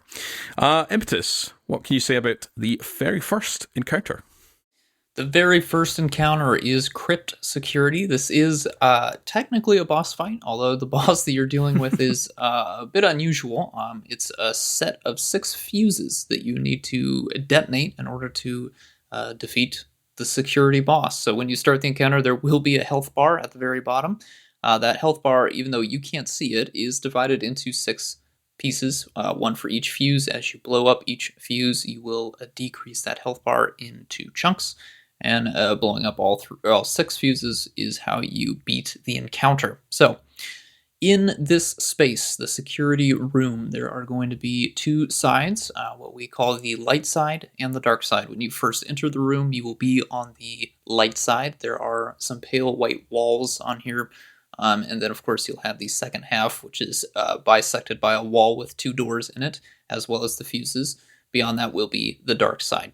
You're going to have 2 teams of 3 people. One will be your light team, and one will be your dark team. That is going to be the loose team strategy here. One person, though, from either side is going to be in a separate space by themselves, so it's not going to be a true 3-and-3 team side, but by and large, for the fire team, you're going to have 2 groups of people on either side here. In terms of our special enemies, there are a few to get acquainted with. We have the Augment Vandals. So this is a special fallen enemy that is going to drop the Scanner Augment, and that is how you will get a hold of that. The other augment that you will be using in this encounter will be the Operator. You pick that up from a terminal that is going to be right next to the fuses in the center of the room. We will also have Sentinel Servitors. These are mini-boss servitors. They will spawn in from doors on sides around the room. When they spawn in, there will be a message in chat, or sorry, in the chat, the general chat, not the typing chat, that will notify everyone on the fire team that a servitor has spawned in. That is important because the servitors will disable the augment terminal, which is what you use to pass augments. So for the purposes of clearing out enemies whenever a servitor spawns in, you want to destroy them as quickly as possible, as that can hold up your progress through doing this. And that is going to be true in every encounter where servitors spawn. You want to kill them. They are a high priority target. You don't need to call out to your fire team that you're doing so. Just immediately look for it whenever you see that message pop up in chat. Delete it right away so that you can get back to doing the raid mechanics. That's just going to be a very good practice to do here at Deepstone Crypt. Another enemy you're going to have to deal with, Dark Council Guard. This is a mini-boss fallen captain. There's no special mechanics here. They have a void shield. They're really just here to annoy and frustrate you. But they are a mini-boss, so it can look intimidating as they do have that yellow health bar. But delete them quickly because you don't want them roaming around, as they can be a problem when you're trying to focus on mechanics. You will have an overload you will have overload champions in this encounter. Specifically, they are the fallen captains, so you do want to make sure that you have at least a primary weapon or a grenade or a melee of some type that can stun overload captains. And then, of course, the last enemy, as I've already mentioned, is the Crypt security fuses. That's, again, there are 6 total. 3 of them will only be accessible from the dark side of the room, and then the other 3 will only be accessible from the light side of the room, and they are all 6 located in the center in those giant columns. That is your encounter boss. So, now that we've already gone through our special enemies, let's actually talk about these augments. The augments do have different functionalities in all of the encounters. In this one specifically, we are dealing with the scanner augment and the operator augment. The operator augment is in the terminal in the center of the room when you go to pick that up. That will be what starts the encounter, so you want to make sure you know what you're doing before you do that, but that is how you start it. In this encounter, Crypt Security, the operator's job is to shoot buttons that the scanner user will call out to them. Some people call the buttons panels, but for the purposes of this breakdown, we're going to be referring to those as buttons, and they are located on walls or pipes in the basement area of the Crypt Security. So the operator the player with the operator augment is able to shoot these buttons, and that will activate them. I'll explain why that's important a little bit later on. The player with the scanner augment is going to be able to see which buttons are highlighted. Now again, depending on your colorblind settings, they will be different colors, but when you look at a button that needs to be shot, it will be glowing quite brightly. So you can only see it when you have the scanner augment. And in this encounter, the scanner augment drops from a fallen vandal that will spawn in shortly after the encounter starts. So that is how you get to these 2 augments, and that's what those 2 augments do. You can pass augments through the terminal, and the terminals will be in different locations throughout the raid encounters, but in this one for Crypt Security, it is right next to the fuses in the middle. You can use this terminal to send a scanner augment or an operator augment from the light side to the dark side, vice versa, or to send an operator augment from downstairs to upstairs or vice versa. And you will be doing both of those actions throughout the course of this encounter. So let's get into our strategy. After you've designated who's going to be on the light side of the room and the dark side of the room, everyone will go to their respective sides. You're going to designate one person to be the player with the operator augment. They're going to go pick that up from the terminal in the center, and that is going to start the encounter. You will also need to designate one person on the light team and one person on the dark team to be the player with the scanner augment. You're not going to pick those up right away. You're going to wait for the fallen vandal to spawn in with that, but you're going to want to make sure you have a designated person. So after you've got your 3 players all designated, the player who is going to use the operator augment is going to pick it up from the terminal to start the encounter. You will have fallen enemies spawn in. You're just going to be doing add clear here at the start. Shortly after that, a vandal enemy is going to spawn in with the scanner augment glowing off of the top of their head. The player on that side of the room who will be using the scanner augment during the encounter will kill them, pick it up, and we're good to go. I'm going to start with what the operator does specifically, and I'll move my way through to what the scanner and then the rest of the fire team as we go. So, operator, what are you doing in the security encounter?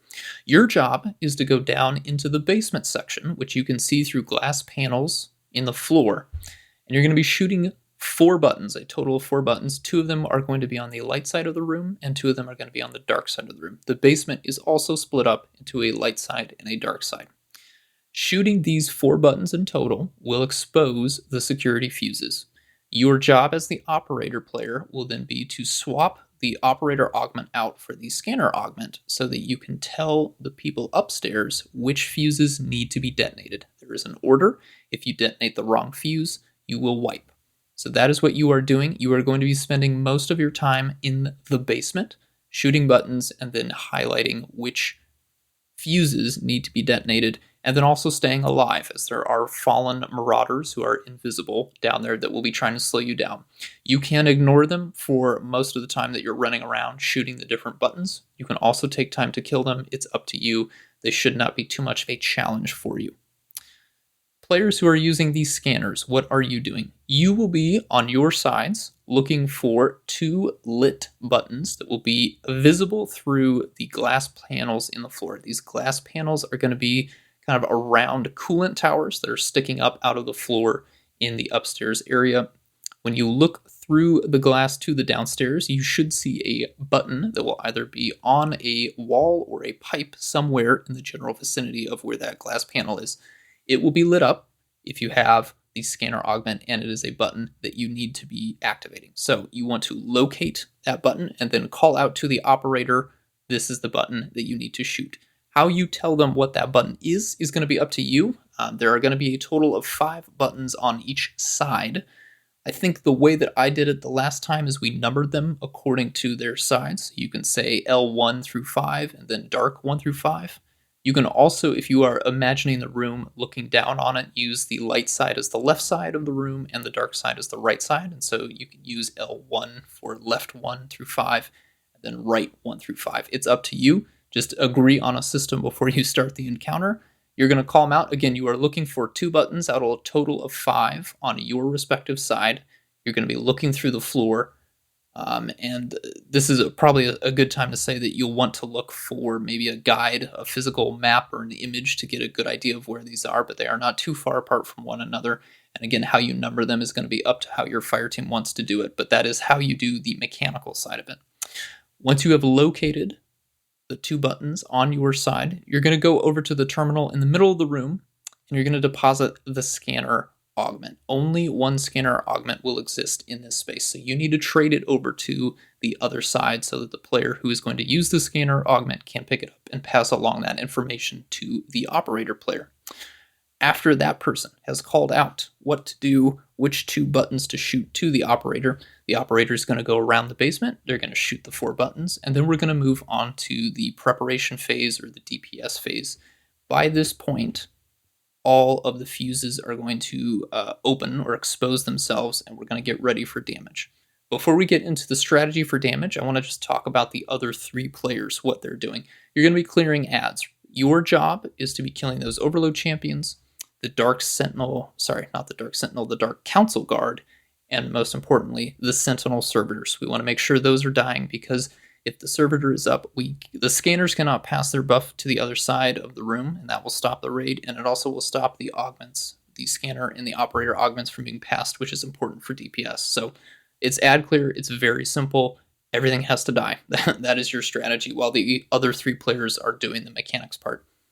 Once the fuses are exposed, then we get ready for damage. So fire team who have been doing ad clear, you're going to want to group up in the center of your respective space, the light space and the dark space. You're going to pull out your weapons. We'll tell you what weapons to use in just a moment, but you want to set up here if you want to put down a rift, or if you're running a well, that could be a good strategy here, barricade, a bubble, whatever you need to get ready, because there will be enemies shooting at you while you are dealing damage, including explosive shanks, which can be very annoying. So you don't want to die during the DPS phase here. Be very mindful of that. Clear out all your enemies before you start doing damage, and then set yourself up to start doing damage. So what are we doing during damage? The casing around the fuses opens. The player who got the scanner augment second is going to run back to that central terminal. They're going to wait because the player with the operator augment needs to deposit in the downstairs terminal. The player with the operator augment deposits their augment, and then somebody else who does not have an augment needs to pick up the operator upstairs. That will clear out the terminal so that the scanner augment can go downstairs. Typically what I do, if I'm the person who's scanning first, I'm going to pick up the operator augment to clear the terminal just to make it safe. That way nobody else has to worry about it. So I'll pick up the operator augment after the second person has already gotten the scanner augment. That way the second person with the scanner augment can then come to the terminal. They're going to deposit the scanner augment, and that goes downstairs to the player who's waiting for it. They're going to pick up the scanner augment downstairs, and they're going to look at the column directly behind the downstairs terminal. At the top of that column are going to be 6 very small fuses that we're not shooting, we're just observing. 3 of them are going to be on the dark side, and 3 of them are going to be on the light side. These are what tell you which fuses upstairs need to be shot in which order. They are going to one of them is going to glow at a time, very brightly, and the player downstairs who used to have the operator augment, who now has the scanner augment, is going to call out to everyone else in the fire team, this is the one you need to shoot. Typically what we do is we use directions here, so you've got the light middle, and then light right, and then of course the same for the dark. That's what you call out downstairs, and then you just shoot them in the order. They need to be shot in the order, and what you deal damage with matters here. So in general, what we're looking for here to defeat the fuses is close range burst DPS. You can do something like Legend of Acreus. Fourth Horseman is an excellent option. Lord of Wolves. Linear fusion rifles are going to be great here.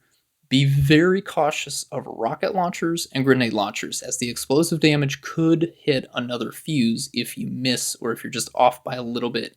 And again, if you shoot the wrong fuse at the wrong time, it's an instant wipe. There's no recovery here. So you want to be very, very careful here with your weapon choice, but you also want to be careful for what subclasses you're running. So we're going to take a moment here and just go over some subclass recommendations. We'll of course start with Hunter. Court, what do you recommend hunters use in this opening encounter? So this is kind of half and half, really. If you're struggling for damage against the fuses, you can go down the route of either Golden Gun or Blade Barrage, but I would probably recommend being the sort of Tether or Revenant or Arc Staff for ad clear. Just to kind of, it can get hectic, especially during damage. What would you recommend for Warlock, their Impetus? Yeah, so on the super side, we don't have something that's a very focused super, right? We have Chaos Reach, but in this case, Chaos Reach can be dangerous if you're trying to use it on the fuses. You might end up shooting another one just with splash damage. So we're going to also kind of spec really for crowd control here. Voidwalker, going to be exceptionally strong here. Devour can keep you alive. It's also going to be great for throwing out a lot of grenades. Same thing with Stormcaller. Very, very strong for crowd control. If you're really dying a lot and you need as much support as possible, Shadebinder with some turrets is going to be very, very nice just for freezing enemies, right? Definitely recommend a Chill Clip fusion rifle if you can get your hands on one of those. You're going to have a lot of those close-up enemies that can keep you alive if you slow them and then freeze them while you're trying to deal damage. But yeah, we don't want to use supers or abilities on the fuses. It's really just a weapon-only kind of a situation here for the Warlocks. Saint, what do you recommend for the Titans? Yeah, I'm probably usually running Bubble to just throw right behind me. I put a Rally Barricade in front of me for the reloads, and then I go to work with whatever close range option I've got on. Plus, you can bubble up for your teammates. You don't necessarily need to be in it well, just because you should be able to like manage the ants around you. I mean, using it well is absolutely great, but yeah, if you got a couple Warlocks and they're on Shadebinder and Voidwalkers, throw on Bubble, and you'll be able to buff everybody else on your side of the room, damage for the encounter, which is great. It's a really solid utility there. And the Overshields plus Rally Barricade are just really nice for helping you stay alive and reload before you deal with more fuses. Yep. So again, that is really kind of how the entire encounter works. It could be the case that you get all 6 fuses at once. I wouldn't count on that. Typically, it's best to go for at least 3 in a single damage phase. It's a typical damage phase length here. You can actually see how long the damage phase is going to last. If you look just below the fuses, there will be a series of red lights. All of them will be lit up at the start, and then they will slowly blink off over the course of the damage phase. So that's one way for you guys to see upstairs as you're dealing damage how much time you have left. Again, the real big issue here is you want to make sure that you're dealing enough damage to get the fuses down quickly, because you don't want the person with the operator buff downstairs to be your hang up. They're going to be looking, they're going to be running around that column trying to see what the next one is. They're going to be looking at that health bar so they know when to look for the next one. If you're taking too long on damage, this can drag on, and it's an encounter that does not need to drag on. It actually does go quite fast for an opening encounter, and we do have a lot of really excellent close range burst damage weapons here, so it should not be any more than 2 phases to get through this encounter. It's pretty short once you know what you're doing. If you're struggling to get your damage up, start swapping to other things, talk to your teammates, see if you can synergize, get some buffs. Maybe you do need that bubble for that extra weapons of light buff. Maybe you need an overshield. If you need somebody else to just throw out a grenade during damage phase to keep some ads at bay, do so, right? Make sure you can go through this damage phase, but it should not be too much trouble. And at the end of it, you're going to all go over to the dark side of the room. That's where the chest will spawn, and then you'll make your way onto the second encounter, Replication. The second encounter, you are fighting Atrax 1, Fallen Exo. This is our first boss encounter, and IMO, the superior boss encounter out of the 2 in this raid. It's kind of like a lot of prep up as we go through some specific roles and enemies, and then really quick DPS phase. If you do it right, you'll be able to kill this boss and its replications in 1 phase pretty easily. It can go really quick, and it can be a little chaotic too. But let's jump into it. We've basically got 2 teams here. There is a kind of downstairs or ground team, and then we have a upstairs or space station team, whatever you want to call it. We still have operator and scanner carrying over from our previous encounter, and they're going to maintain kind of the same theme that they had before, but their function will change just a little bit. So scanner, you're still going to be shooting something to activate something, or operator, I should say, and then scanner, so you're making callouts to make sure that you're progressing the encounter in the correct order. So still kind of on the same theme of job, but just a little bit of a mix up here. When we are looking at the special enemies that you're going to see in the encounter, we have augment vandals. They will drop augments for the team.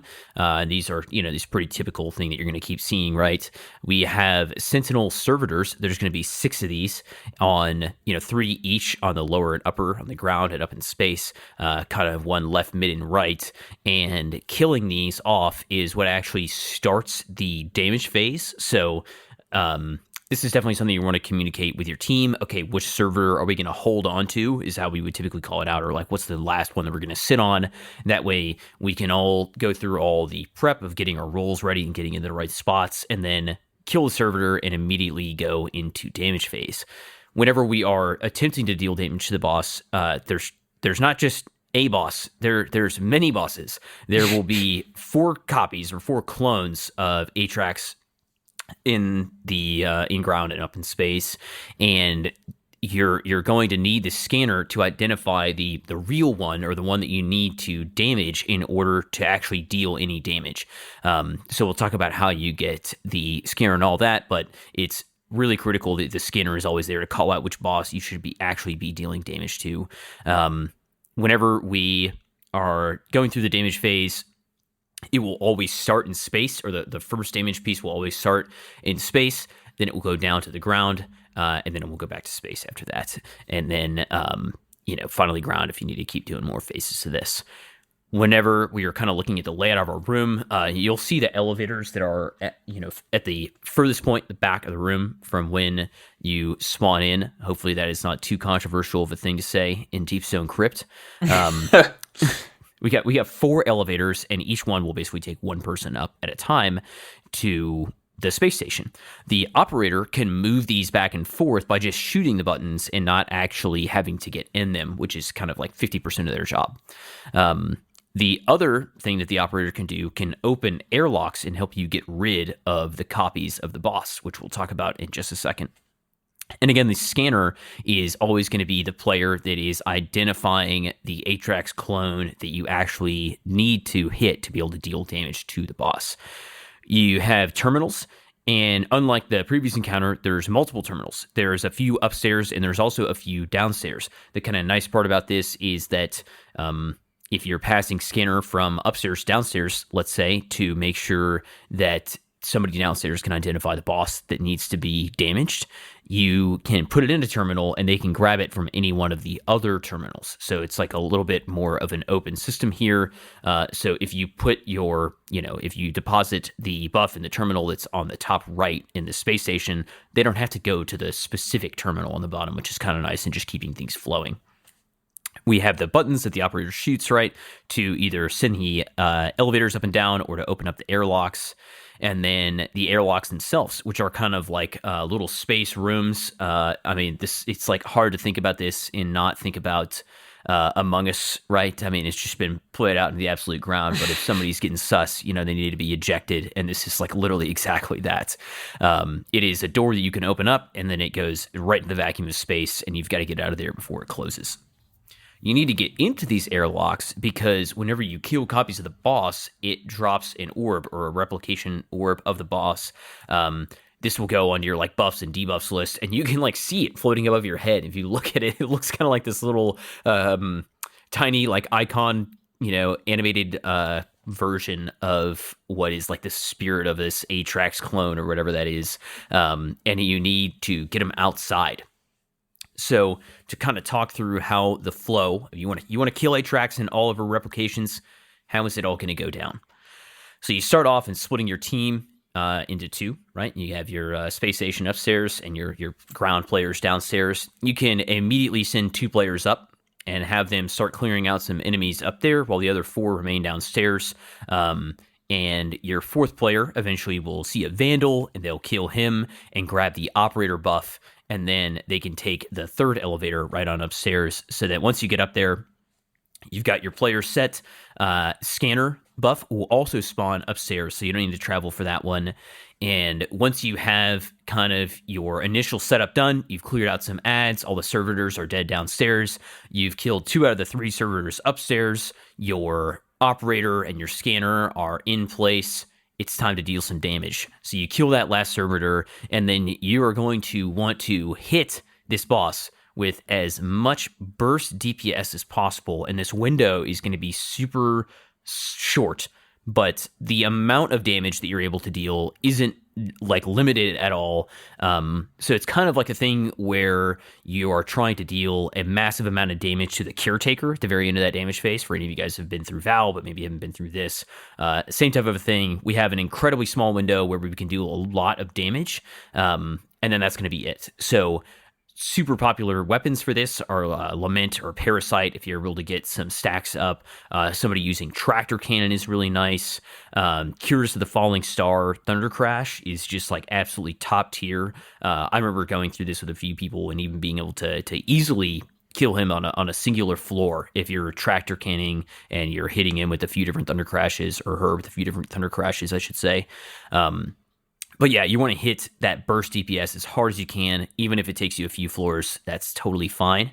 Whenever you kill a copy of the boss, it's going to drop that little concentrated orb that we were just talking about. So if you walk over this, your player will automatically pick it up, and this is the thing that you need to send out the airlock. So your operator will dictate one of the airlocks to you to run to. You go stand in the airlock. They will shoot it off of your head by just shooting the little orb that's floating there, and then you come out of the airlock, the door closes, and the copy of Atrax gets expunged out into space. Something I think that trips up a lot of people here is when the player that is holding like, scanner, let's say, or operator, picks up the replication orb on their head and they start freaking out because they need to go deposit the augment and they have the replication on their head, which means they also need to go into the airlock. And if this happens, it's absolutely recoverable, even if you have operator, let's say, and you're the one that needs to shoot the replication off. What you need to do is send scanner down and then immediately also swap the operator buff, so you can pass operator to someone else, so they can then either shoot it off your head and have somebody else pick it back up, which will refresh the timer, which is also helpful for managing the timer on how long you can actually hold the replication orb, or they can just guide you to the thing and take over for the role of operator. So if you get caught off guard, you're the operator and you pick up one of these replication orbs because you were, thunder crashing and the boss was dead right then. You just get unlucky. Don't fret. Just send scanner down and then immediately swap operator so you can deal with the replication orb. I think that's about all I have for the encounter. The biggest thing to remember is that as the damage goes from floor to floor, if you need a few floors to bring down Atrax and her applications, passing the scanner right after you deal the damage is your number one priority so that your team downstairs on the ground can know which boss to kill. And the last thing I'll say here is the final stand. So after you get the boss all the way down to its little last tenth of its health bar chunk, you'll see everybody needs to go upstairs into the space station, and then there will be not just 4 copies of the boss, but there's 12 or 15, 16 copies of the boss. It's something ridiculous. There's a ton of them. And you can all kind of group together in your big group of 6. Scanner will call out the last boss, and you'll just deal as much burst damage as you can together as a squad to take out that last copy. If you don't immediately take down the full final stand health bar, it's actually okay because you can do another copy. I feel like you can go through a few copies before it will actually wipe you. But you should be able to bring it down in that one final stand copy, especially if you have all your players up top. And if you're the operator, you need to remember that you need to send some of those elevators back down to make sure that those players can actually make it up to the space station for that final stand. Because the last thing you want is your players just sitting there downstairs with their thumbs and waiting for an elevator not doing damage. Court Impetus. Any Hunter Warlock tips? Anything else you guys want to add? For Hunters, I think this is pretty an obvious request for my Hunter folk is High Burst Supers, Celestial Nighthawk, or Blade Barrage. You're not going to get a lot of benefit from Gathering Storm. Maybe Mobius Quiver could be a shout, but I think there's opportunity to weaken Atrax through various other formats. Impetus. Nova Bomb, baby. That is really all we have here. Damage phase is not long enough for well, right? You're going to be doing multiple damage phases if you don't get enough damage to go straight to final stand, which is not something you should be trying to go for, right? Multiple damage phases is fine. So you're going to throw that well down the first time around, and then you won't stand in it for the rest of the encounter. So just spec all the way into damage. Nova Bomb's going to be fantastic here. All right. After that encounter is done, you will go into the spacewalk, one of the most iconic pieces, activities, set pieces of Destiny. Gorgeous music. Whenever I'm taking someone through the first time around, we always say, no comms, just follow us as we make our way through here. Listen to the music, listen to the voice lines. It's definitely a magical moment, if anything. You will have your second secret chest here. It's not very secret. You will all walk past it as you make your way through the spacewalk. It's not hiding at all, but that is the second one there. You will be attacked by enemies as you float through space, so you do want to make sure that you also do have to do a fair bit of parkouring. So it can be kind of a lot to take in as you're trying to listen to the music, but then also stay alive. But again, you're in no rush. It's a very beautiful time. It's okay to take your time. It's a very beautiful space, and there's a lot to admire for sure. There is not a lot of time to admire things in the third encounter, though. This is a very hectic environment. This is the descent. You will all be in space, and you will be returning back to orbit in a very explosive way. You are going to be in one team here, but that one team is going to have a lot of different things to be doing. So your special enemies, you're going to have overload captains. You will have Taniks here as well. You will not be fighting Taniks, at least not in the traditional sense. Someone will be shooting at Taniks, but it'll be for a special reason. We will have both Scanner and Operator and now Suppressor. That'll be our final augment showing up for the first time here. Same rules apply. You will have augment terminals to pass out augments back and forth. You can only hold one augment at a time in the terminal. There will also be buttons here that you need to be shooting for specific reasons, and yes, scanners will be helping with that. So the objective here is to complete 6 waves of dunking nuclear cores into chests that are in the center of the room. After that, a panel in the floor will open up, and you will run to a special holding room as the space station collapses into the surface of Europa. That is the high-level picture here. So let's talk about the strategy. Experienced raiders are probably already familiar with the chaos mode, where we don't assign roles to anybody and it's just a free-for-all. That is not, of course, what we're here about, so we're going to break down how to actually go about it so that you can eventually get to that point of familiarity where you can do the chaos method, because it is quite fun. What you'll want to do is have the total fire team, loosely split up, and I really do mean that, loosely split up into either 3 teams of 2 or 2 teams of 3, but it does not have to be a hard delineation. You just want to make sure that you have a roughly equal number of players on the left and the right side, with available players to clear out enemies in the center. But you can, of course, make it so that you're all just running around. But again, for ease of use, if you can just say, all right, I'm going to be on the left half of the map and some other people are going to be on the right half, that will make things go a little bit smoothly here. On the left and right sides are 2 nodes which contain nuclear cores.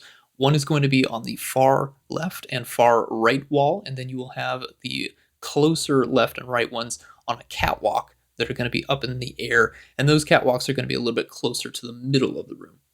Again, we are trying to dunk nuclear cores into 2 of 4 chests that are located in the center of the room over 6 waves. When you pick up a nuclear core, you will gather stacks of radiation. That maxes out at 10 stacks, and you will die at 10 stacks. But when you are not holding a nuclear core, your stacks will slowly decrease. So you will need to trade off picking up nuclear cores for the health of your fire team. You cannot just have one person do that every single wave. They will die. That is unnecessary. So you want to trade off. Ideally, all 6 players should be dunking nuclear cores over the course of this encounter to ensure that everyone does not die from stacks of radiation. Additionally, players can grab nuclear cores that are held by other players. This is an important strategy if you need to stave off higher stacks of radiation. If you suddenly find yourself at 9 stacks and someone is standing right next to you who does not have a nuclear core, they can use their use key on you to pick it up and then go and dunk it just to keep you alive. So that's just another feature to be aware of here.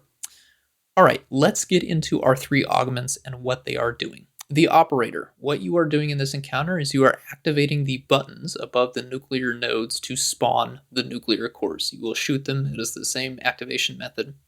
There are a total of 4 nodes with 4 panels above them. 3 of them are going to glow. That color, again, is determined by your colorblind settings. The player with the operator augment needs to shoot just 1 of the glowing panels to deactivate all 3 nodes from spawning nuclear cores. We do not want all 3 nodes to spawn nuclear cores because we can only dunk 2 cores at a time. If a core is not picked up within 10 seconds of being spawned, it will detonate. This will wipe the fire team. So we want to make sure that only 2 are spawned. And the reason we make sure only 2 are spawned is because we can only dunk 2. The way that we ensure which 2 are spawned is by shooting a 3rd one. So whichever panel you shoot, the node below it will not spawn a nuclear core. So if you want to play smart and you see that there is a nuclear pad lit up and it's on the very far side of the room and there aren't any players nearby, but the other 2 that are lit up are much closer, you want to shoot the one that's further away so that the 2 nodes closest to the rest of your fire team spawn the cores, so they don't have to travel as far, because when they travel with the nuclear core, that means that they have to gather stacks of radiation, so less travel time means less stacks of radiation. So again, 10 seconds after a panel has been activated, the node will show up, will deposit a nuclear core. You've got 10 seconds to pick it up, and then you start gathering stacks of radiation. At 10 stacks of radiation, you die. So the operator is going to assign indirectly which nodes are spawning nuclear cores for the rest of the fire team to pick up and deposit.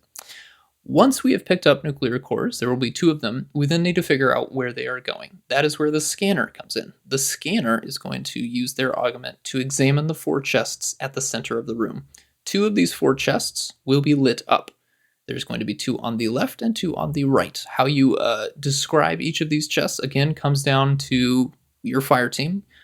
We use directions in mind, so close left, back right, something like that. And in this instance, close is in relation to where the rally flag spawns in at the start of the encounter. So you're going to call out the 2 that are lit up. It could be the case that the 2 that are lit up are both on the right side. So you say both right. Could be the case that one's on each side, close left, back right. That's what the scanner is going to call out to the 2 players that have picked up a nuclear core. The players holding the nuclear cores will run up to the chests, and they're going to attempt to dunk them. However, they cannot dunk into the chests unless the player with the suppressor augment has done their job.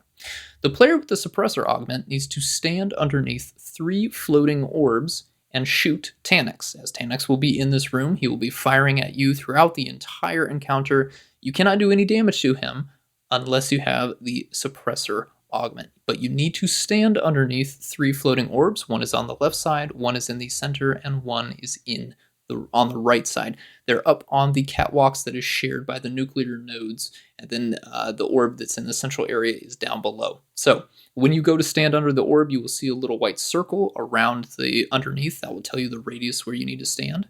You're going to look for Tannix. That will not be too hard, as Tannix will be glowing very brightly when you are standing underneath the orb.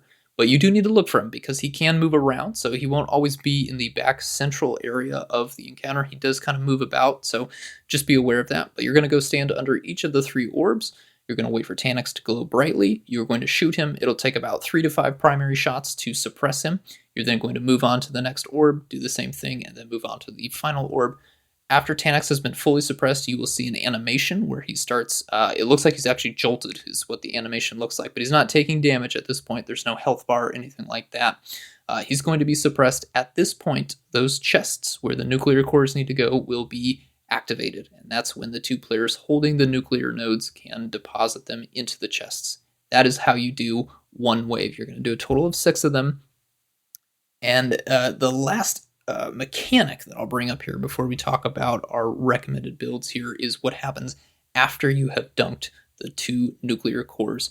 At this point, 1 augment will randomly be deactivated, and in order to reactivate it, you need to return it to a terminal where another player can pick it up. The person who had the augment that was deactivated will not be able to pick up another augment for 45 seconds. So you do need to be clearing communication here if you're going through this for the first time, because there can be a lot to juggle. But that will be the trade-off here. So you need to manage both having augments be deactivated, and you also need to manage your stacks of radiation, and you also need to manage all the enemies that are going to be spawning in. So there's going to be a lot of different enemies, including champions, including majors, including a lot of minor enemies here. So it is a very hectic encounter. It's a very fast-paced encounter, but it's a very fun encounter. Just call out, ask questions. If somebody else on the fire team says, hey, I need help over here, or I need somebody to come pick up this core, or I need somebody to come pick up this augment, step in line. You need to be familiar with what all 3 augments do in this encounter. That is very important here. You can't just be the person that's doing scanning. You can't just be the operator, because you might have your augment deactivated while you're holding onto it, in which case somebody else is going to do that job. And it might be the case that later on the line somebody else has their augment deactivated and you need to pick it up just to manage the flow of combat. So again, you really need to be familiar with what all 3 augments do in this specific encounter to progress it, because otherwise things can stack up and everything can fall apart. You do not want that. So get familiar with everything. If it takes a few tries, don't worry about it. For our recommended builds and weapons, we're really just doing ad clear here. You're going to be in a pretty tight space when the enemies come out of the various doors, so you can really abuse that with something like Osteostriga, Laminarch, Witherhorde, Thunderlord is going to be great here. Thunderlord is going to be excellent for the overload champions that are spawning in here, but you could also use Divinity just for the stunning if you really want, and then have another player use a heavy-hitting weapon to kill them through the precision cage. It's up to you here. Court, what do you recommend on the ability side for hunters in the Descent? Well, I think Tether, Deadfall Tether is a big win here. I can remember using that quite a lot during my Deepstone Crypt runs. Get everything all tethered into one area and see them all explode in a nice void explosion. Otherwise, you could go for that ad clear with Arc Staff. Again, Gathering Storm is that pseudo kind of damage over time, but also can do some crowd control. And then Stasis Revenant, of course, is another like very classic way to control the crowds, and you'll have plenty to control here. What about the Titans there, Saint? Yeah, I'm probably going to be running Sunspots and Burning Maul or Control Demo Sentinel. You know, it's kind of my two, like, just go-to easy ag clear classes. There's also, I spent a lot of time running Warmind cells in this raid, right? This is particularly when that came out, and it's still, like, fun to do. And also, I think it's very important to note that there is a 3-point mod called Grass with a Warmind that will allow you to pick up a Warmind cell, and those kind of look like the bombs. And you control your teammates by getting them to try to take the bomb from you that they can't actually interact with. So make sure that you save 3 points on a void piece of armor for that Grass of the Warmind mod. Okay, if you actually want to contribute to the encounter, Warlocks, what you can do is run anything between Voidwalker, Stormcaller, or Shadebinder. I would probably recommend Voidwalker the most here because you can run the exotic armor, leg armor, Secant Filaments. That will give your weapons, when you cast an Empowering Rift, overload rounds. Any weapon that you have, overload rounds. That can be very helpful for dealing with the champions. But of course, you could also run something like Controverse Hold if you so wanted. There's a lot of different options here. Again, it's not an encounter where you need to be super focused on the ability kit. You're just killing stuff and then mostly worried about the mechanics. That's the most important part here. So stay alive, talk to your fire team, figure out what you need to use. You're going to do it 6 times. There will be a door that opens up in the middle. You'll go for a quick run as the space station is collapsing. You'll get to that final room. You'll hide in there. The space station will collapse. You'll go down to critical health. You'll slowly crawl out of the space station. And then you'll be ready for the abomination.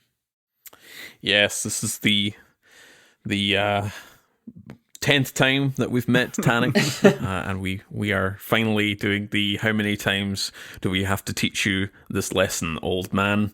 And it's a very interesting design. The abomination that is Tanix. He is the top half of Tanix and the bottom half of a big servitor. Not servitor. Large shank. It's a very goofy design, but I do love it. But yes, this is the big baddie. We are finally, we've crash landed back on Europa. It's the same place as we entered the actual facility of the Deepstone Crypt. It's the same place space, just at the end of the Spirals in the Mist section. For the team composition here, we are splitting things up into 3 teams. First team are the scanners, second team are the operators, and the third team are the suppressors. Of course, there will only be one person within each team that will have the augment per damage cycle. And just a reminder, again, this being the final boss fight, it's the collection of all the previous mechanics into one. Losing or swapping out your augment will cause you to have a augment lockout debuff. There is also a subset team here, which will be pretty important to identify here. Nuclear core team. So once again, another mechanic from the previous encounter. Anybody that doesn't have an augment, or you're part of the scanner team, so we're looking for either 2 or 4 folks. Ensure that the operator or the suppressor holders are also not picking up nuclear cores. So just a very important highlight there. We do have some special enemies. Again, it's just a mixture of what we've seen before. We've got the Augment Vandals. They'll drop the augments for the team. And we have the Dark Council Guards, the Void Shielded mini-boss type captain. Again, they're just there to frustrate you and just get in the way. In terms of the sort of activity buffs and debuffs or pickups for this particular section, the augments have slightly changed. A little bit kind of the running theme for this specific encounter. Scanner maybe is the least used, or just depending on the bomb strat. If you are running 2 bomb strat, the scanner role will have some utility here. If you're not, then the scanner role's just basically there in the background. And again, that's where you will locate to deposit the nuclear cores. So again, like previous encounter, they'll be able to see and highlight for the rest of the team where you'll be able to deposit those nuclear cores. For the operators, so this is where you'll be freeing your teammates who become detained while running nuclear cores. To accomplish this, it's just destroying the purple bubble that appears around them. Ideally, we want to recommend that the player using Divinity should have this role, as it's very easy to shoot the bright nodes on the bubble with Divinity.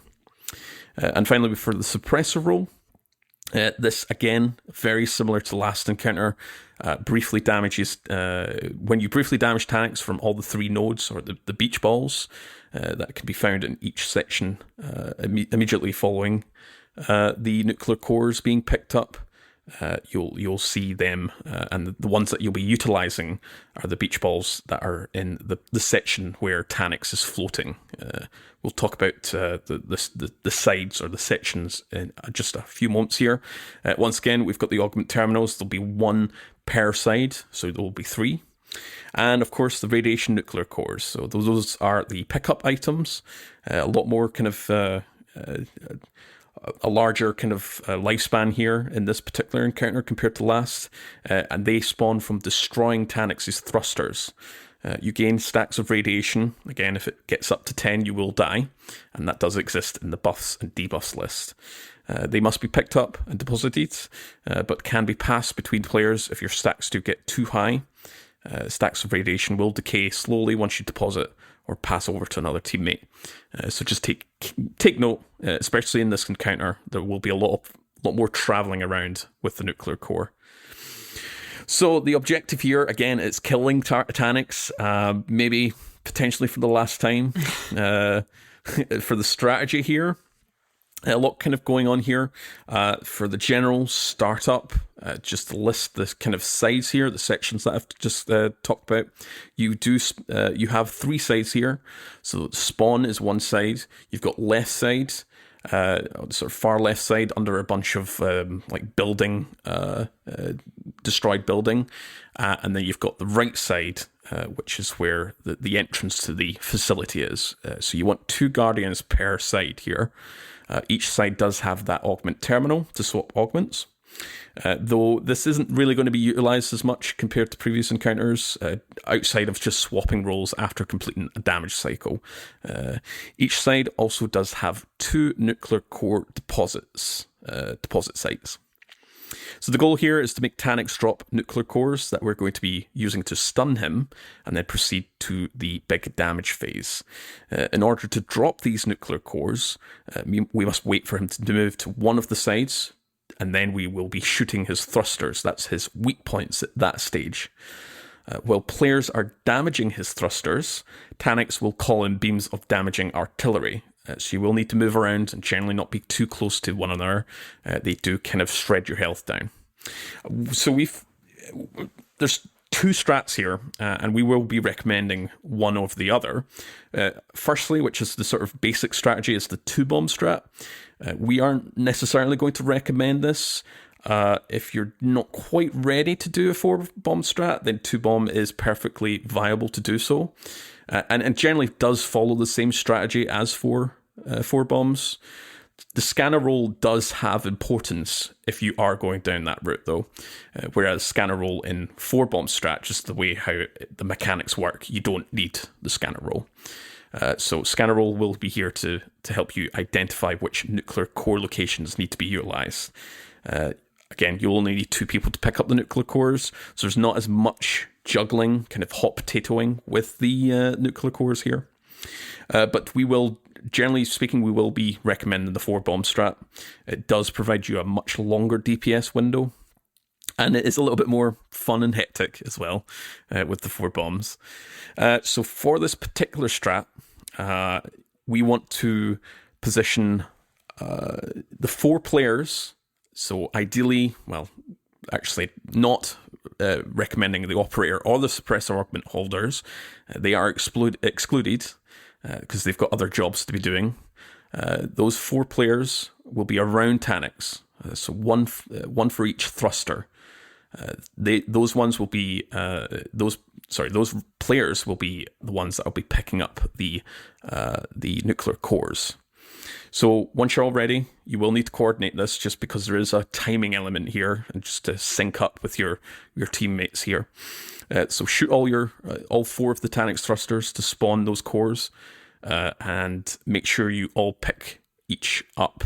And if you want to time it down, like 3, 2, 1, pick up, I think that would be a very recommended strategy here, because they do have a lifespan. You don't want them to wipe the encounter like the previous encounter. The best weapons for actually destroying the thrusters are snipers, grenade launchers, rockets, LFRs. Anarchy does have some utility here. Those that are not going after the bombs themselves do help out if people are struggling to get those thrusters down. Then just help out the other players. And again, while you're doing this, Taniks will be calling down those damaging artillery strikes for all the players. So there is a lot of movement, a lot of communication. It will take a kind of, if you're brand new to this raid, it will take a little bit of kind of used to with all the type of movement and communication. So again, like I said at the start of this kind of strategy, the scanner augment holder isn't needed here. So we will have 4 nuclear core locations, and they'll always be located away from Taniks. So let's say Taniks has went to the right side, the nuclear core locations will they will be on the left and the spawn side. They'll never be on the side where he's located. And that's where, the 4-bomb strat kind of eliminates the need for the scanner augment in the first place. For the suppressor augment holder, you will, like in previous encounters, you will need to damage Taniks from the 3 beach balls, the floating orbs, while the nuclear core holders are making their way up to the deposit locations. This will also allow the holders to actually physically deposit them into those locations.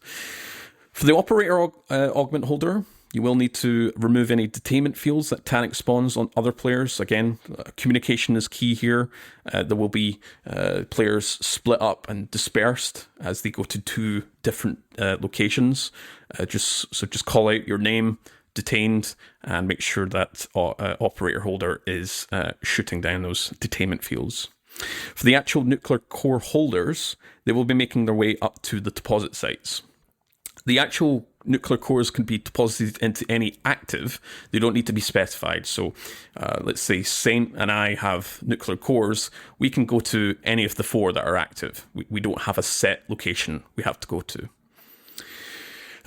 Once again, you will be building up stacks of radiation. So once you get to 8, 9, you may want to call out to once the suppressor role has kind of finished what they have had to do, they may need to step in, and any other holders, if they've already deposited, may need to also step in and just help out with those nuclear core deposits.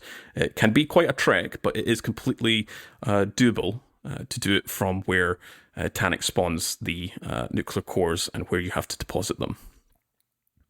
Again, this is really important to highlight here. It's just the communication with your team when you need to pass kind of hot potato around all the nuclear cores.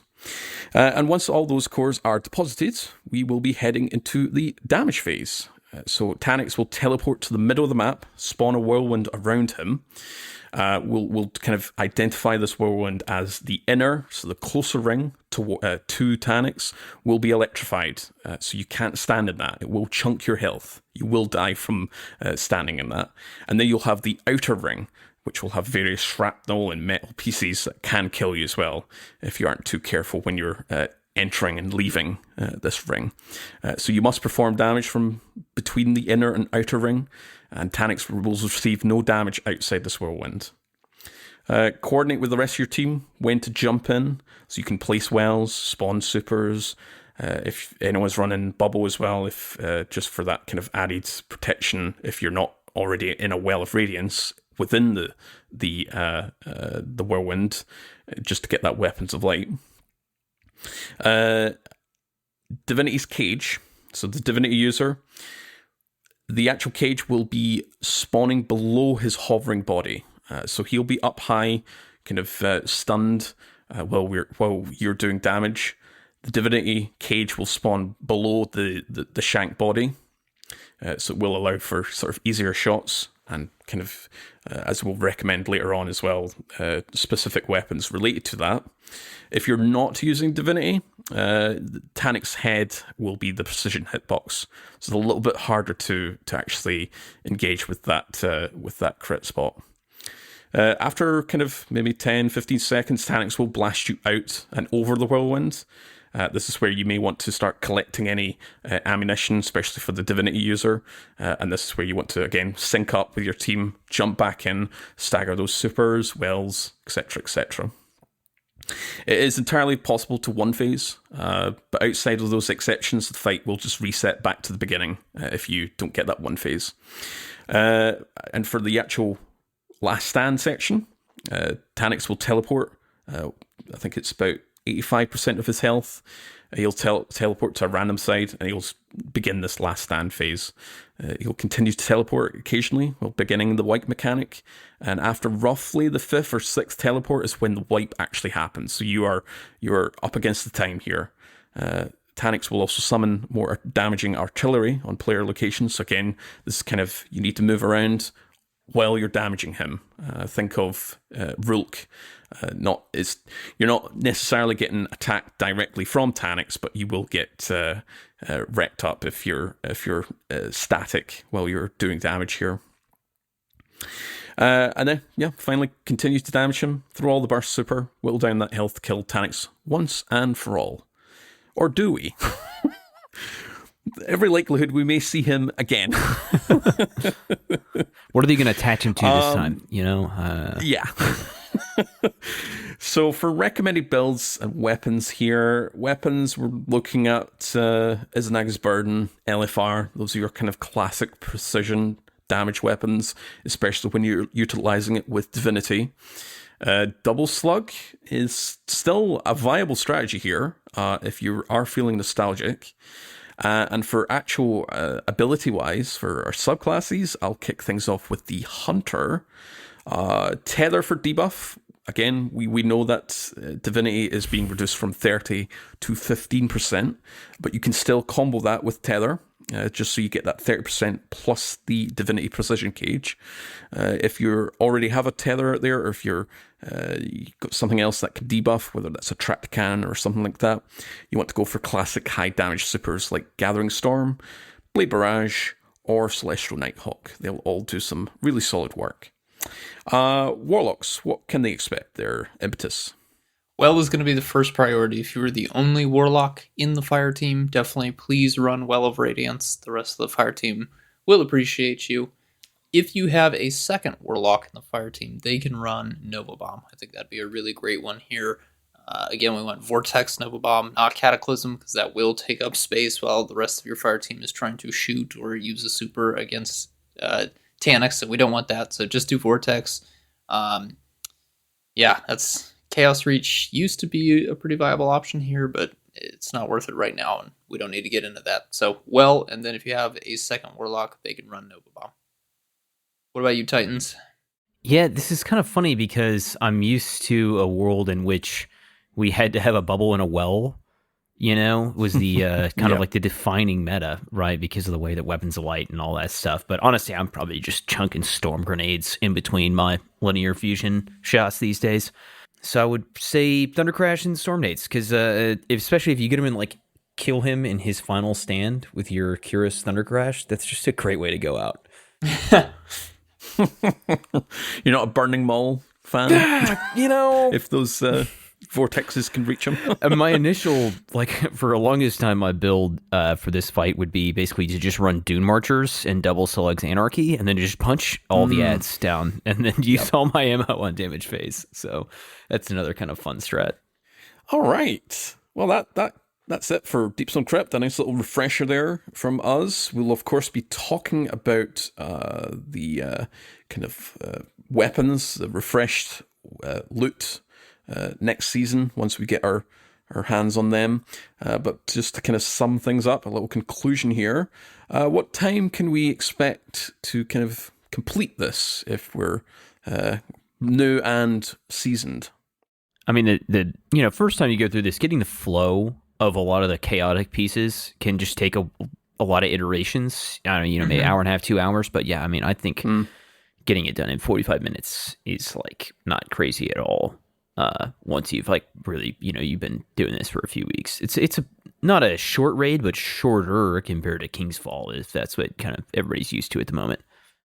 The encounters just go by really fast, with the exception of the Descent. Descent, you're just doing it over and over again for a while. But even that, you're going through the waves very quickly once you actually have the encounters down. I think Atrax is probably going to be the one, and maybe Security as you're getting used to the whole augment thing and the damage phase of that. But those first two can probably take the longest for new players. But it should be like an hour, less than an hour for an experienced raid team. All right, well, we'll also kind of close things out here and just talk about our thoughts on the raids and where does it position in terms of ranking versus other raids, difficulty, and loot. So I'll kick things off with ranking. I've mentioned this before, actually. I think Deepstone Crypts, despite the fact I haven't played a lot of it, it's still in my like top 5, maybe top 3. It's settled in quite nicely as like a number 3 slot compared to the rest. Yeah, it's funny you mentioned that, because I would also I would probably put it at number 3. I've been thinking about this since we did our last Q&A, and I was to say my top 5 would be Last Wish, King's Fall, Deepstone, Wrath, and Scourge. Good list. Yeah, so hopefully nobody tears me up for that one. All right, where's the Disciple? Oh man, Vow of the Disciple. You're not a fan? Is actually number 7 behind Crown of Sorrow, which is number 6. Yeah, behind Crown of Sorrow, dude. I think Crown of Sorrow is good. I like that. No. raid. We're ending this episode with an argument. No, I will say this. Right. Rolk is like the best boss fight ever, but like the jumping puzzle with the grapes in Crown of Sorrow is like peak Destiny platforming, okay? All right. Okay. I just sufficiently pissed off my co-host. This podcast is in a shambles. Impetus, where are you ranking it? I definitely think this is the most fun raid to run. I'm always down to do a Deepstone Crypt. Until next season, we just have not had much of a reason to do that because these weapons haven't had origin traits and they don't have subclass energy. But thankfully, that's all changing, and I really do think come next season when there's actually relevant meta loot, I'll be running this all the time, and it will probably at that point make it into my top 3. But yeah, it's just I love the mechanics. Like it feels like a natural evolution when you look at how mechanics have been treated in the earlier raids, and it's. I think when it first came out, people were like, oh my gosh, this thing's stupidly easy. The enemies aren't hard to deal with. And that probably will still be the case come next season with our storm grenades and, Devour and all the other crazy things we can do. But the mechanics is really what make it fun. And I think if you can nail down the fun mechanics, that can make a raid so much more replayable in my mind than having difficult minor enemy waves upon waves of difficult minor enemies. So I think very highly of this raid. I love it. It feels modern. It's fast paced, and I love when a raid is fast paced and you got 6 people running around passing off buffs and augments and shooting things and suppressing and scanning, and yeah, it's great. What about the difficulty versus other raids? I think this is maybe a little bit more of a harder to kind of categorize here, but yeah, I think the fun factor, because it's not easy. But it's also not like insanely difficult. There is a nice healthy balance here, and I think it does come down to that because it's very swift, and each encounter you do feel like you're progressing at a nice pace. What do you guys think? Yeah, I mean it's definitely hectic, but I don't think I would give it too high of a difficulty rating as compared to like we were talking about some of the other raids. Like I definitely think that mastering like all the quick movements in Atrax, and like being able to just like chaos mode and the descent and all this stuff is something that like shows how you can master the encounters over time. But I don't think that it's like nearly as demanding as like Vow of the Disciple. I'll use like as an example here, right? Like third encounter exhibition, I think is just straight up much harder than descent. Yeah, I'm actually trying to think of a raid in its entirety that I would say is easier than Deepstone Crypt, and Vogue doesn't count, of course, but for the other ones, yeah, I'd say this is definitely on the lower end of what we have available. I don't know. Garden's pretty easy right up until the boss fights. Maybe it's at the level of Garden, but again, it's still, for me, it's just so fun. So like the difficulty curve is so, to me, irrelevant. I don't think of this as a challenge. And I think if I had like say a friend who wanted to get into Destiny, wanted to get into raiding, I'd start them off with Vault of Glass just so they got a feel for bosses and what we do during a damage phase. I'd probably then send them straight into Beyond Light. And if they were really good, maybe even skip that and go into something like King's Fall but yeah, this is a really good beginner raiding experience. You get kind of a sense of what it's like to be fast paced and mechanic heavy, where you don't need to worry about the enemies, but there isn't such an annoying emphasis on champions and specific types as there is in like Master Vault of Glass. So for me, this is really just an enjoyable raiding experience, and I'm not on the edge of my seat, maybe outside of trying to go for that Atrax 1 phase, All right, and to round things off, it's the loot. I think very important factor of any raid or any other activity. Just a reminder, we of course will have refreshed perk pool and a brand new origin trait to boot next season 19. And just a very quick reminder of what we will be getting our hands on. We have the Solar Scout Rifle Trustee. We have the Kinetic Sniper Rifle Succession, Kinetic Shotgun Heritage, the Arc Hand Cannon Posterity, the Arc Sword Bequest, and the Void Machine Gun Commemoration. What are we thinking about those? Please be good, Posterity. Please get explosive payload or time payload or I don't know. Like, I'm looking at these King's Fall weapons, and I'm like, all right, you guys better come correct, okay?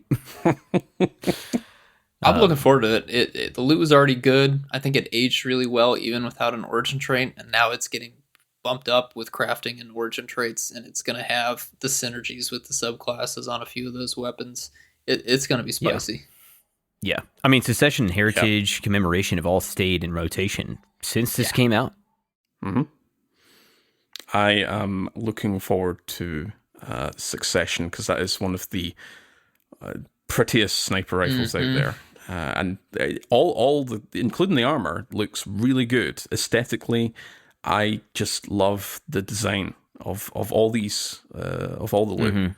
And I know we don't talk about swords much in this podcast, but Bequest is definitely one, as we were talking about much earlier on in this episode, is definitely one that could be a sleeper hit with that. If it's going to maintain surrounded, and we will be able to craft Bequest, I am looking forward to potentially seeing a nice little return to sword meta.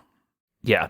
And I mean, it's the thing about crafting too, the Secession, being able to craft, if it keeps some of its kind of more Crucible focused perks, that could be very high in the meta. Maybe kind of like the counterpart to Defiance of Yasmin, which has seen pretty good reception this season.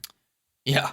It was, I think, did they mention Posterity would have, what was the perk list they talked about? Oh, a few TWABs ago, they had like 2 examples, right? Yeah. Posterity's getting, I don't remember them all off the top of my head. So Heritage is getting Focused Fury, which is going to be probably a big deal. All right. Posterity is getting Volt Shot. And did they say it was also Rapid Hit, I think, as well? Or maybe I'm thinking Trustee's getting Rapid Hit and Incandescent. Yeah, that's pretty hot. I don't think they listed all the weapons. They just gave 3 of them as examples, if I recall. So, it's just a good, I love it when we get 2 specials, 2 primaries, and 2 heavies. Like, that's such the even distribution for any loot is always really important. And I think that's one of the bigger faults of something like Garden of Salvation, where we don't have any heavy weapons and they're all slated on primaries. Like, it's a high bar to meet, man. Especially in PvE, in game PvE with the state of primary weapons. So, yeah, but this loot pool is going to be great, and if you have the ability to get a fire team, please do play this raid in general, but also come next season, please do play this raid. I've got the list here, actually. Heritage will get we know of, will get Reconstruction plus Focus Fury. Posterity will get Volt Shot plus Rampage. And Trustee will get Rapid Hit plus Incandescent. Volt Shot and Rampage. Rampage getting buffed too, with the mod being folded in. Okay, that's pretty high. And just as a little kind of down the rabbit hole kind of thing here is Jolt does inherit damage buff. So you could go in with a nice, was it 33% with Rampage? And we have a hand cannon champion mod coming next season. Okay, it's coming together here. So, some really good one. And also the origin trait will be called Bray Inheritance. But we don't know any details there. All right, I think it's time to wrap things up. We have a big chonker of an episode this week. We're almost reaching the 3-hour mark here. Any final last things to make note before we wrap things up? Nothing specifically. Yeah, it's a great raid. I'm happy to have a reason to go back. Yeah, absolutely. Well, oof, what an episode. That is a wrap on episode 42. And also season 18. We've had a blast this season with the zoom-in and zapping with Arc 3.0. Reprise Kingsfall and its very interesting weapon rolls. Our first Bungie interview. So again, we want to shout out once again to Chris Proctor and Vivian Bex for joining us. And Bungie for making that happen. And just so much more. It's been a very interesting season, very fast one as well, especially with being a lot longer one. Next week, we of course do dive into season 19.